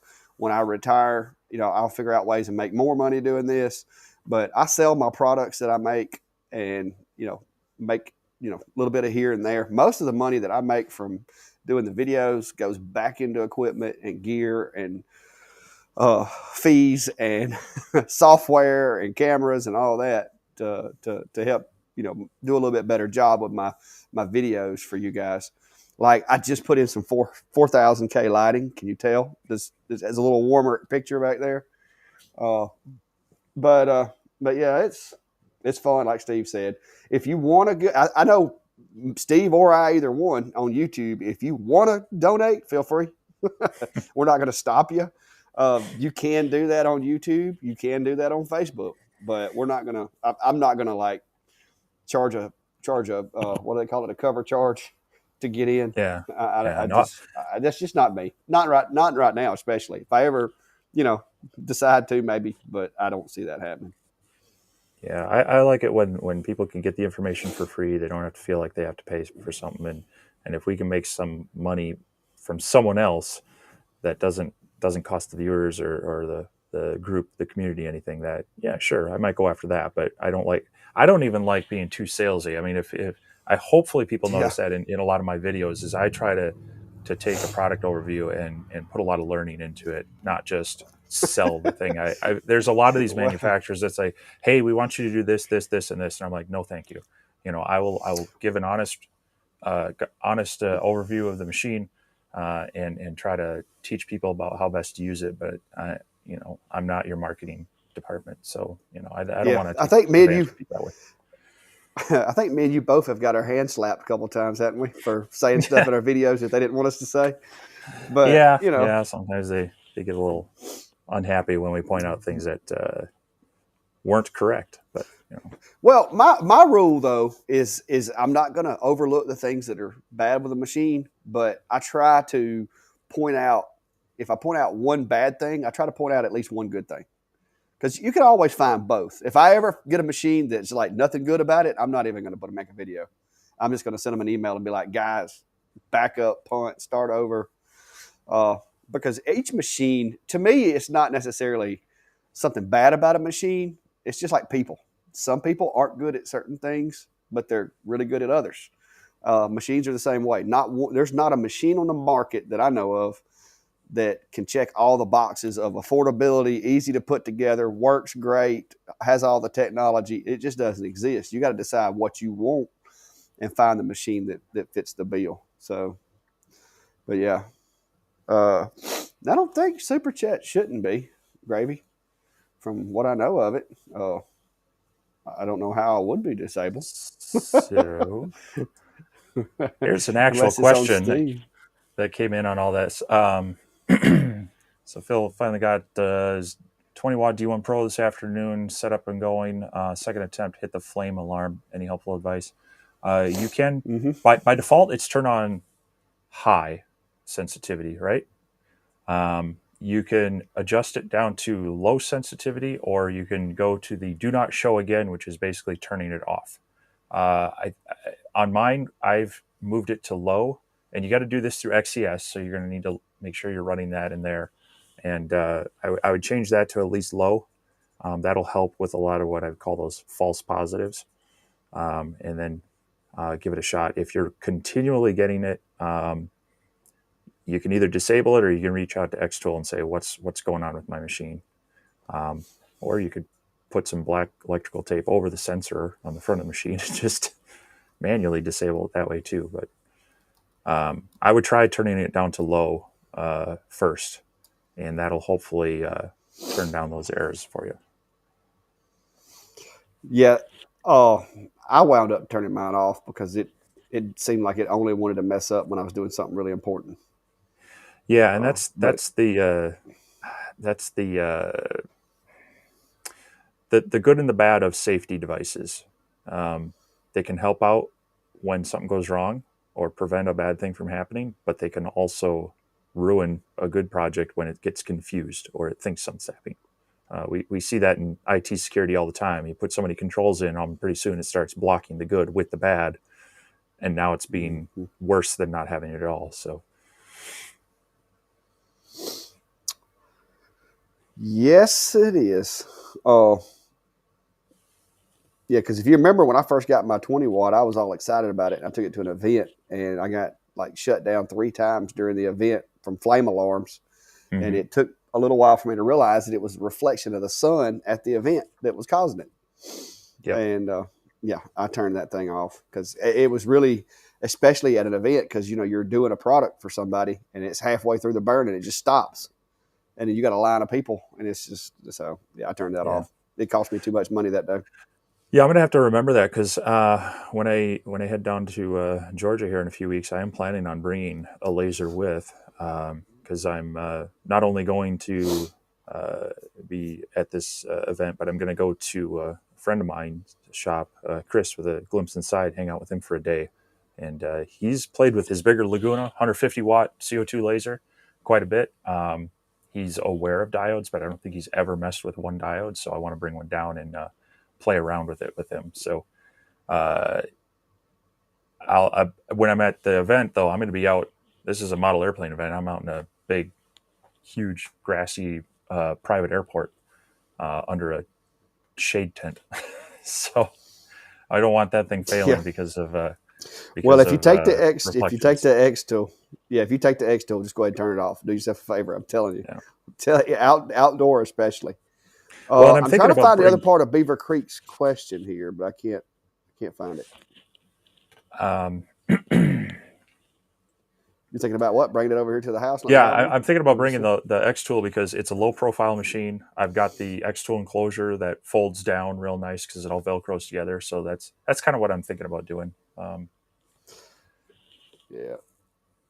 The X tool is the one I use at events, but now mostly because that was my original machine that I started my little business with, and that's the way the portable shack is set up for that machine specifically. And as I get new stuff in here, I plan on putting it out there and just leaving it in my little box trailer. I can't find the first part of this question nowhere. I have looked everywhere. So as far as the gantry belt, you want it to, is it D sharp that you want it to be tuned to, or? No, I don't do music. Actually, no. All I know is how far it moves when you push on it. How far it moves. If you can pluck it and it vibrates and gives you a tone, it's probably a little too tight.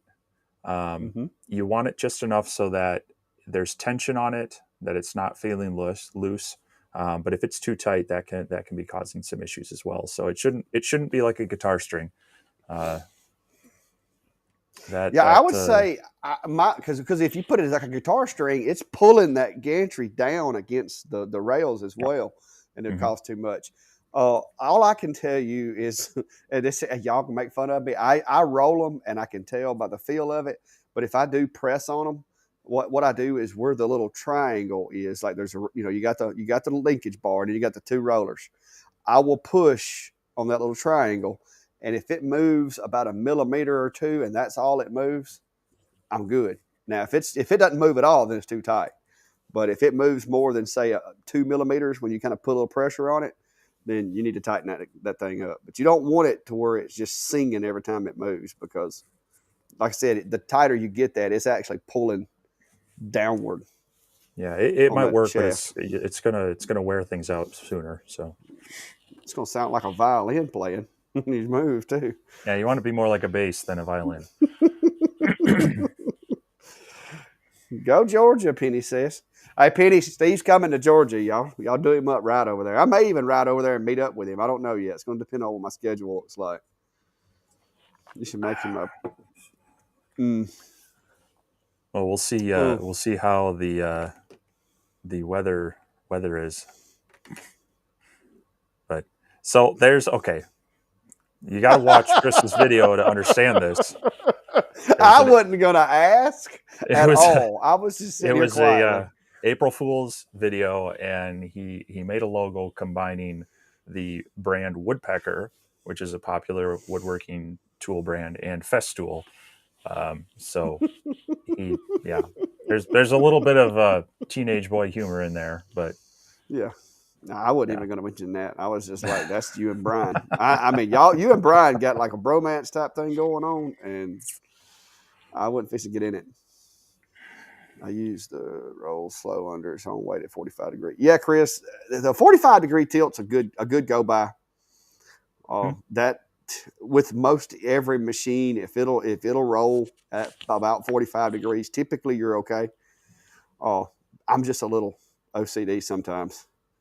And I've got to where this if it's a 10 watt versus a 20 watt, of course it's going to roll at different points because of the different weight attached to it. And so I check them with a couple of different methods, but I typically get them adjusted eventually.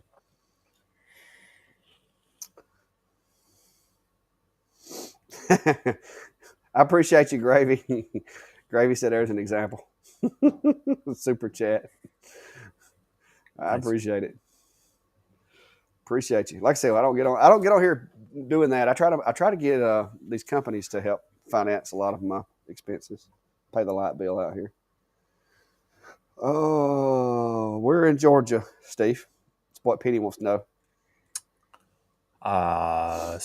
You're gonna have to tell her about the whole event. It's down in Americus, Georgia, is where this event's at. Southwestern corner.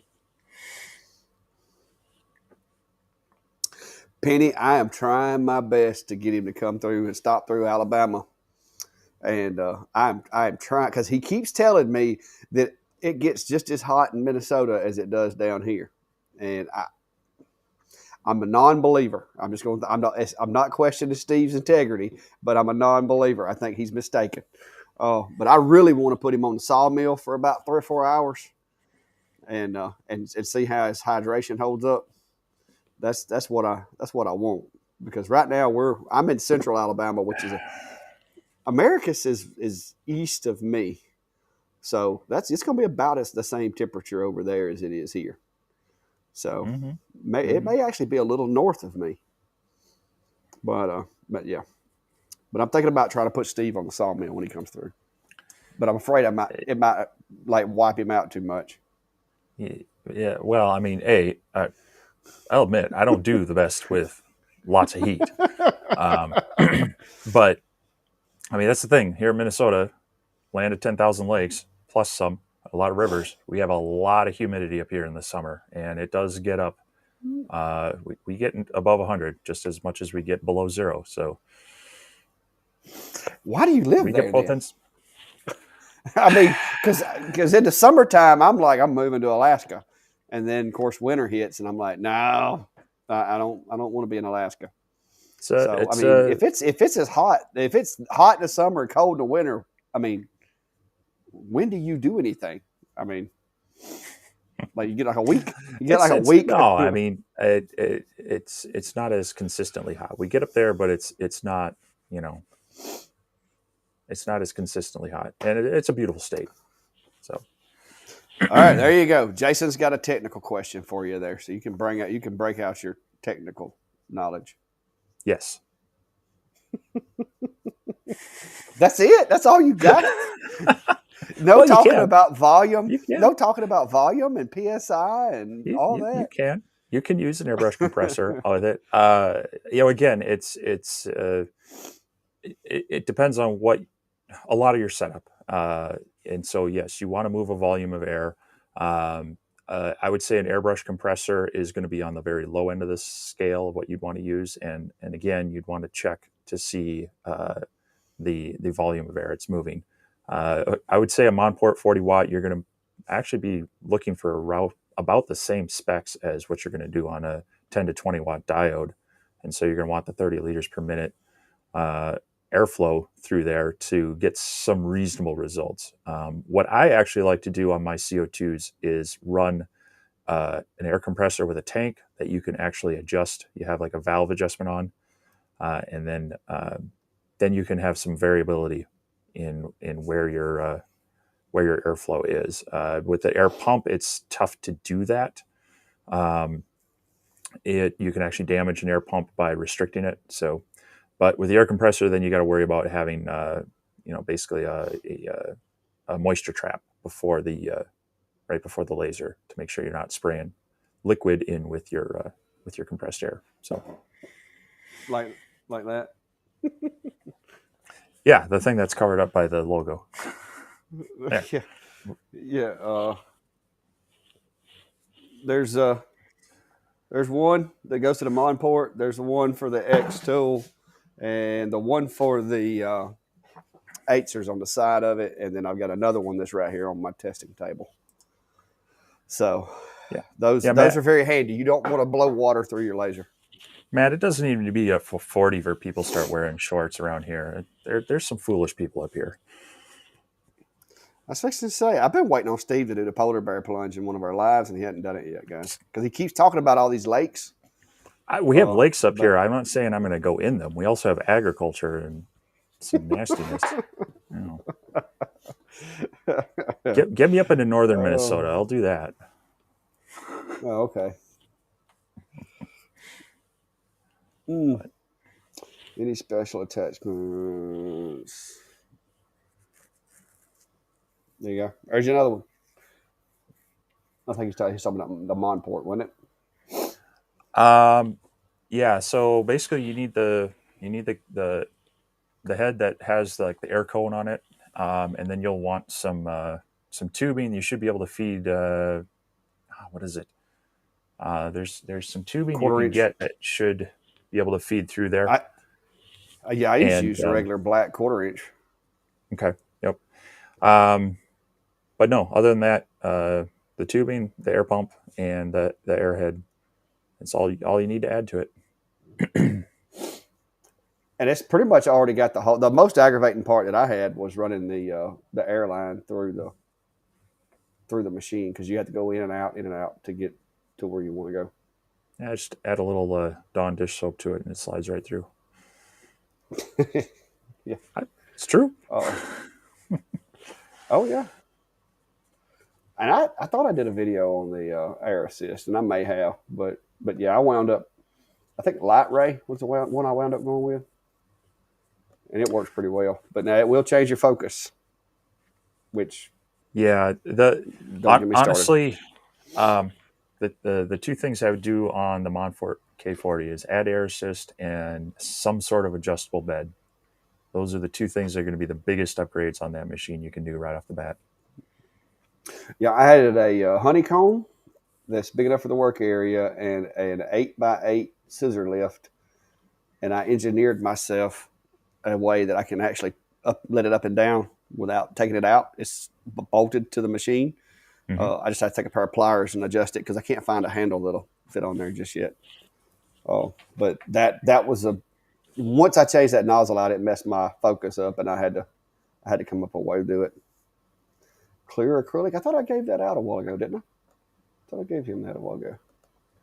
Clear acrylic on the Monport, 8 millimeters a second, 60% power, 2 passes. And that's true 60% power. I don't have mine limited in light burn or anything. I've got it crunk up to where 60% in light burn is actually 60%. So Yeah, I need to, Jason. And I actually was planning on doing that because I was putting the finishing touches on that about the time I started with EnclosureZilla. And you can ask Steve. Since then, it's just been bam, bam, bam. And then I had to put this ceiling up here because you see the pictures I sent you the other day where that 10 above my head was 100 and like 105 degrees on a cloudy day. So it was time, and I've actually got the air conditioner ordered. So I'm going to try my hand at installing a mini split. I'll let you know how Yeah, that works. yeah. You sent those pictures. I think the same day I'm dealing with snow, so I felt really bad for you. Yeah. Dude, I've lost like 6 or 7 pounds in the past couple of weeks. I took off for a week, and I tell you, I'm looking forward to going back to work tomorrow where I can rest. That's bad. I mean, because I have been doing manual labor. I built new porch steps, replaced countless boards on the deck. Now my wife does the painting. I have wrist issues that if I paint too long, like it's like my hand goes to sleep and I can't feel my fingers. Hmm. So I hate painting.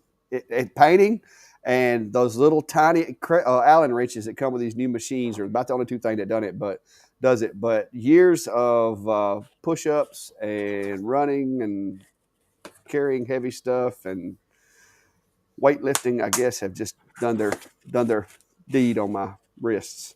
You need to get yourself a set of these. Well, I have got some in my cart.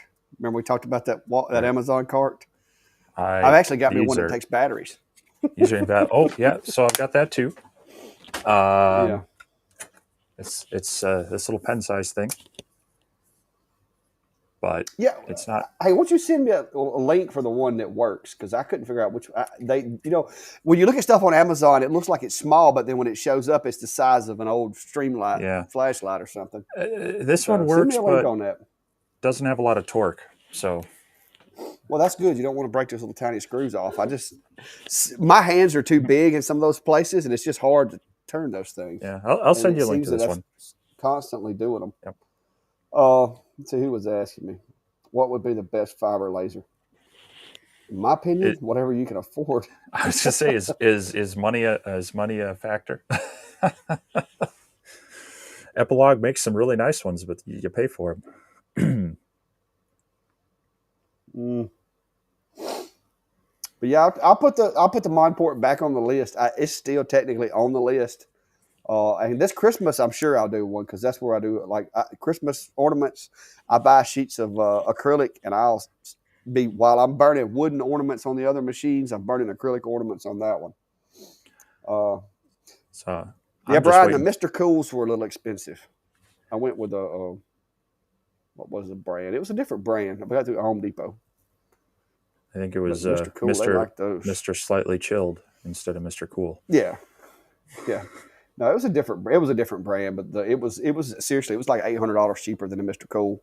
But the specs and everything, it looked the same. Just Yeah, picked I up my second. I hope to do. I've got some of the upgrade stuff for the K40 as well, and I'm hoping. My plan is once it warms up enough that I can be out in the shop more with the doors open and such. I'm gonna do a big shuffle out there, and be able to get that set up in a spot that I can more easily do it. Because I was trying to do some stuff down here, but I just don't have the area to move around. Because a lot of times you're trying to show things in the back and the front and all over, and it was just getting frustrating trying to show that down here in the tinier space. So Well, you realize you have two spaces and I only have one, so I'm not really feeling. I mean, I'm just not feeling sorry for you right now. I'm just not. not looking for pity. It's, I'm just not into freezing too much or paying way too much to heat the area. So Yeah. Well, like I said, it's a matter of necessity at this point because I've took off a week and I still got. We've got one order done. I got all the cutting boards done, but I've still got like 6 stove covers to build. I got 2 sign orders that came in this week that I got to do. So it's going to be every afternoon. I'm going to be back out here again this week. So it's just I spend so much time out here. I've got to have at least knock the top off the heat or knock the chill off the air. You know what I mean? I don't have to have it comfortable. I don't mind sweating a little bit. Now it is a little inconvenience when you're out here trying to work with these things, and people get them, and there's like, what's this little spot? Oh, that's sweat dripped on it. My bad. So I try to avoid that. Jack, congratulations on your second Etsy sale. Awesome to hear.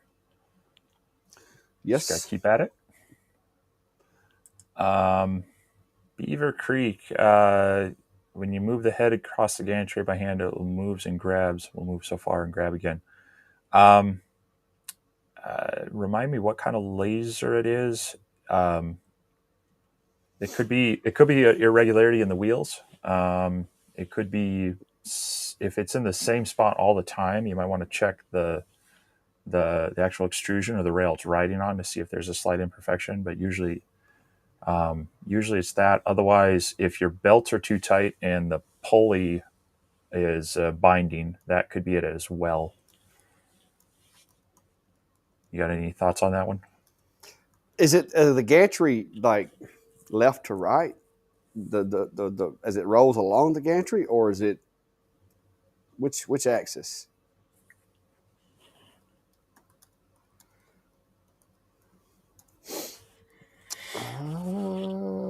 P20 plus. P20 plus. Is it the 8s or P20 or the? If it's a P20 plus, is that I was gonna say, is that an eighter? I think the P20 plus was just wasn't that like it came with some extras? Is this a P20 H or P20, right? If it's moving if it's the gantry, if you're sliding it across the gantry back and forth, and it's doing that, it sounds to me like either the rollers need adjusting or your belt is way out. Well, Because there's and no it could. timing. There's no timing on the gantry, so it couldn't be that. I gotta have another Tums, guys. Yeah. Yeah. So the other thing could be the 8s or wheels. Occasionally you'll get an imperfection in one of those, but you also might want to double check that they're not too tight. So when you adjust your eccentric nut, that will actually lift up and lower one of the wheels to how hard it's grabbing onto the rail. And if that's too tight, any imperfection in the wheel or the rail is going to be exaggerated. But if you have a slight bump in there, sometimes you can just lightly sand it down, polish it out, or if there's something actually on the extrusion that it's riding on, you can see about cleaning that up. But yeah, I would check your wheels on that one. Is it a new machine or is this one that's been running a while? Because if it's been running a while, it may need to be cleaning, like Steve said. It can't be that old, being the 8s or 20. You want to know how much stuff mine's been burnt though? Well, yeah, no, I'm just. You saw that big stack of cutting boards the other day, didn't you? So, when people tell me, oh, that's like people kill me with this, 100% thing. I saw it again the other day. They're like, oh, you don't run your laser at 100%, it won't last. Sheesh. Mine should have been dead if that was the case. Because I run the mess out of mine. All right. Questions, people? Crowd's starting to fall off. It's coming up on 2 hours. It's almost Steve's bedtime. He's getting old. You can tell by the gray in his beard. And I got to go back to work tomorrow. And I've been off for a week. God, I kind of don't want to go, but I do need a break. A fiber. Now, I don't know about fiber. I wouldn't think it wouldn't matter with a fiber, but hey, it's personal preference. Hey, if you pay for it, run it how you want it. So, but yeah, but yeah, it sounds like Beaver's machine's brand new. Yeah, sometimes you just got to walk away for an evening, come back at it. But I would definitely double check your wheels, double check your belt tension. Make sure that I know on my 8s, I think you mentioned this too. I had to adjust mine. I think I had to. I Mm-hmm. think they were all a little tight on mine, and I had to loosen them just a little bit. Yeah, mine was So a little firm. So yep. So you might need to back those off just a little bit, and it'll hopefully smooth that out a bit. So, but definitely, I mean, I've been there. You just got to step away, take a break, come back at it fresh the next day, and it might just work itself out. So yeah, I think they do that for shipping, so that when they're handling it it, could be. it doesn't slam. I think because I found a few of the machines will do that if they don't have it. Like it's like they take and put just like an extra quarter turn on it just to make it real tight, so it doesn't slam while they're moving it around or whatever. Yeah, the Acemer was So, the opposite way. I had to really tighten those up. They were super loose. So yeah, John, John, John, I told my wife the other day. I told her, I said, I don't, because I was all happy about it. I was going to get to basically live the retired life. And I told her this morning, I was like, we was getting ready for church, and I told her, I said, I'm going to be honest with you. If this is what retirement's going to be like, I'm not sure I'm ready for it. And but she said that it's because I've been so busy. I've just had so much stuff stacked up that I've been playing whack-a-mole for the past 5 days, 6 days, trying to get everything done. And it's all outside stuff. And of course we got the 80-degree weather with like really good sun. So I've got my pigmentation back. I thought yeah, I got burned the other day, but luckily I didn't. but that's what they say is that you got to keep yourself busy in retirement. So Well,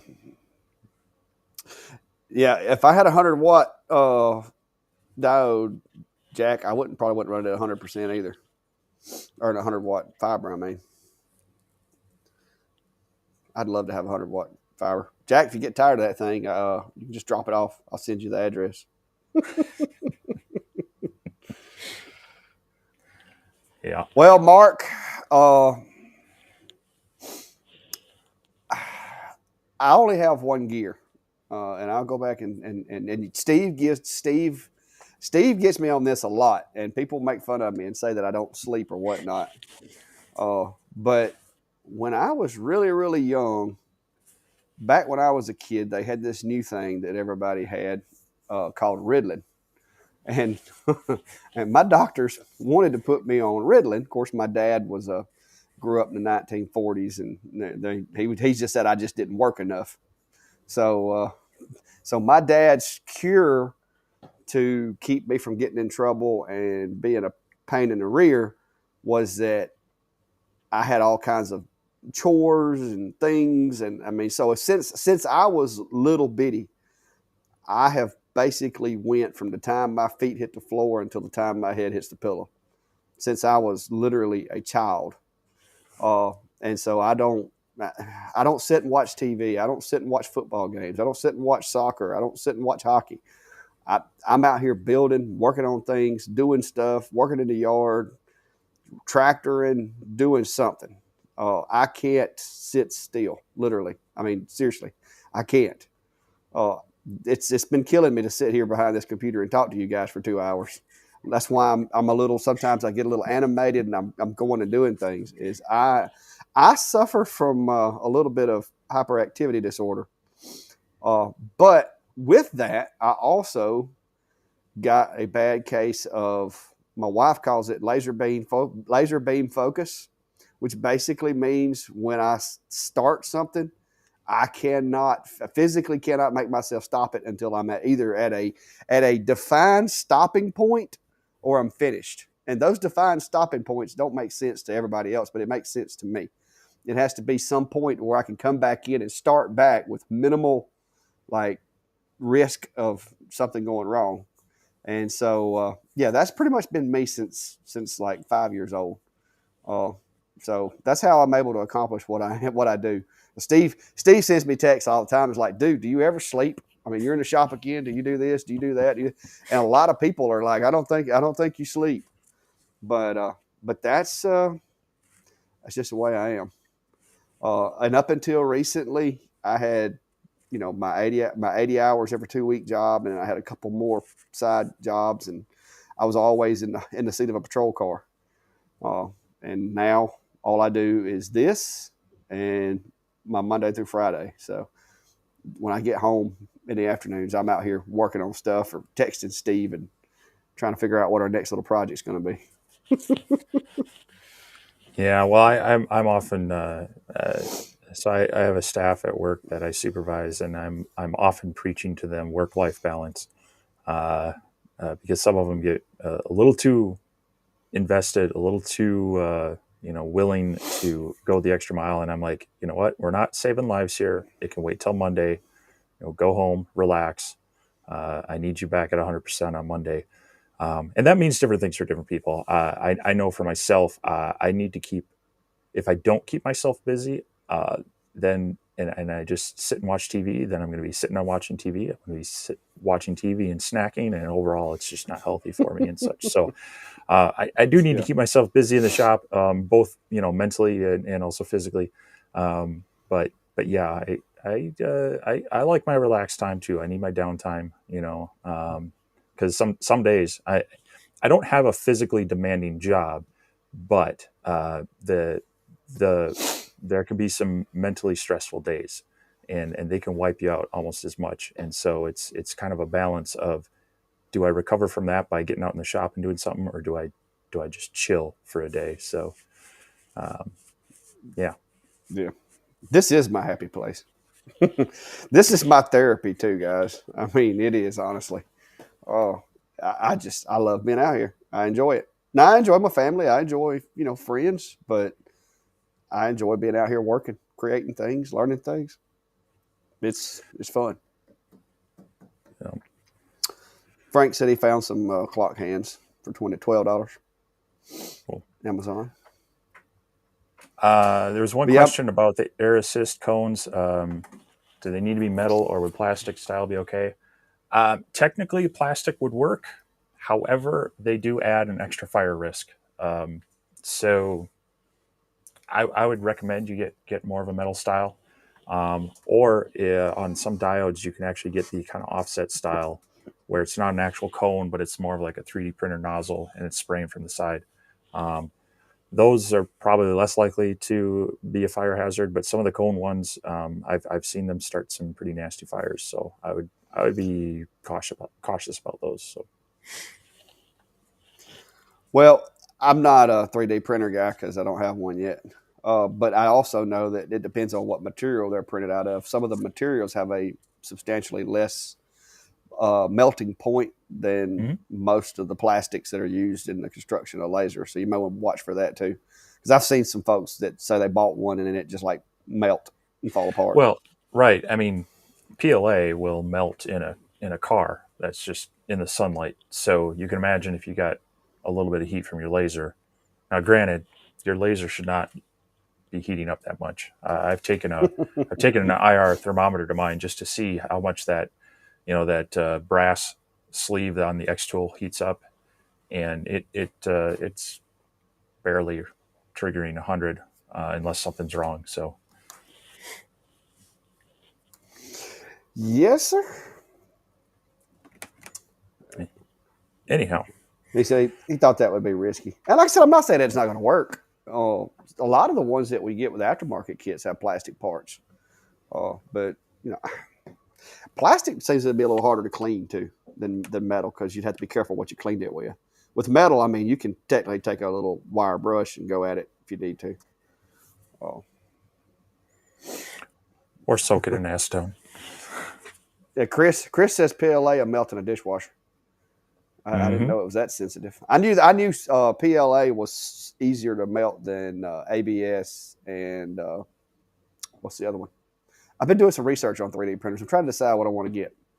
I keep hoping between Creality and now Longer that I've got their equipment. I keep thinking maybe they might send me one and be like, "Hey, try this out." But no. Well, the weird thing is, yes, I have played with PETG. Yeah, that's it. But I've been doing a little bit of research, but I still don't know all the words yet. I'm learning the language. But no, I didn't start out life doing carpentry work. Oh, I actually not a real good carpenter. I found that out the other day when I was putting this up, because I had to. I'm a better carpenter today than I was 20 years ago when I built this structure that has become the Clack Shack, because I went and got 24-inch insulation bats, right? Because that's what 24-inch centers. Yeah, 8 out of 10 were on 24-inch centers, but 2 out of 10 were on about 27 and a half centers. So yeah, I'm not. I have gotten a lot better now, My but I my still. my my dad was a carpenter when I was really young, and he definitely had that skill throughout life. And we built a number of projects over the years, and I always enjoy being able to work on a project with my dad that way. And so that taught me some of my skills with tools and such, and if nothing else, not being afraid to jump in and try it. So it's good work. Yeah, the I actually problem enjoy I it. I enjoy it because compared to my normal work, after you get done with a day of carpentry, you got something very, I mean, tangible. You got a structure, you got a wall, you got a roof, whatever you're working on, that's right in front of you. You can see what is there and the reason that you're tired versus 12 hours of trying to wrestle with what sort of security issue you had on your server and it's now broken. Just a bunch of digital ones and zeros that are out of order. Mark said he didn't bring a flashlight. Mark, they make these solar powered motion detection lights. That's what I got between here and the house.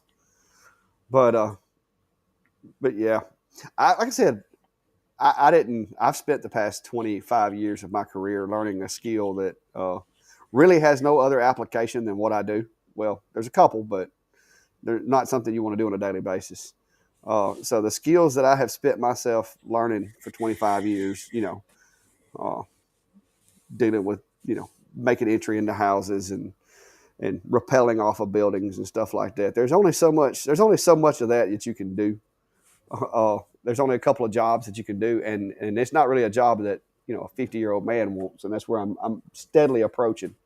So the carpentry work's a little better suited in the civilian world, in the working world, and lasers I just enjoy it. I don't know. It's hard to explain, but anyway.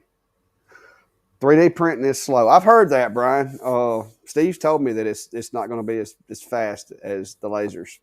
So I may need a bunch of them to be able to keep up. I just want one to be able to make parts. Like I had to cut a part for that Niji out of wood because I don't have a 3D printer. I started to do it out of acrylic, but I was like, black acrylic is just isn't going to look right because it's all black machine. I wanted to do it. I started to do it out of orange acrylic. But anyway. All right, guys. Well, we're going to have to wrap it up here. It's 9 o'clock. Steve's got to go take his Geritol and get ready for bed. All that good stuff. But any last questions, remarks? Brian, was there anything you'd like to say, Steve, about his beard while we're here? I got you some new sounds too, Steve. I didn't get to use them. That's unfortunate. I've actually gotten to where I can do 3D modeling on the software, but I just don't have time to really play with it. Steve, I got to like show you. I found that. Look, I mean, just here, random. Oh my gosh, that's so loud. Oh, is it? I can turn the volume down on it. No, Brian, I can't have a beard here. Oh, I can't grow it, guys. I don't know what to tell you. In case you haven't noticed, it doesn't grow. All right. This is all I can do. I got trailer park genetics, and that's about all we get. I don't have the Russian Viking genetics that Steve has over there. It's Norwegian Viking, thank you. Whatever. Steve's ancestors walked across the peninsula and jumped across the border of Russia. But yeah, sound effect of the week next week will be. Well, no, I got a couple of others. I got a really good one I was going to get after Brian went. Seriously, that's loud. Oh, okay. I need to adjust the volumes on them. But anyway, guys, enjoyed it. Glad y'all got to come hang out with us. And if anybody's, interested or has questions, go over to the Laser Engraver community page. Hit that up. Steve and I are troll through there periodically and if you're in the group, guys, and you're somebody that comes a lot and you would like to help with, making sure we don't get a bunch of spam folks in there and robots and everything, and you want to kind of help us regulate that, let me know. I'm always looking for folks to lend a hand at screening some of that stuff. What do you call it, moderator? I guess it would be. So if you're interested, message me.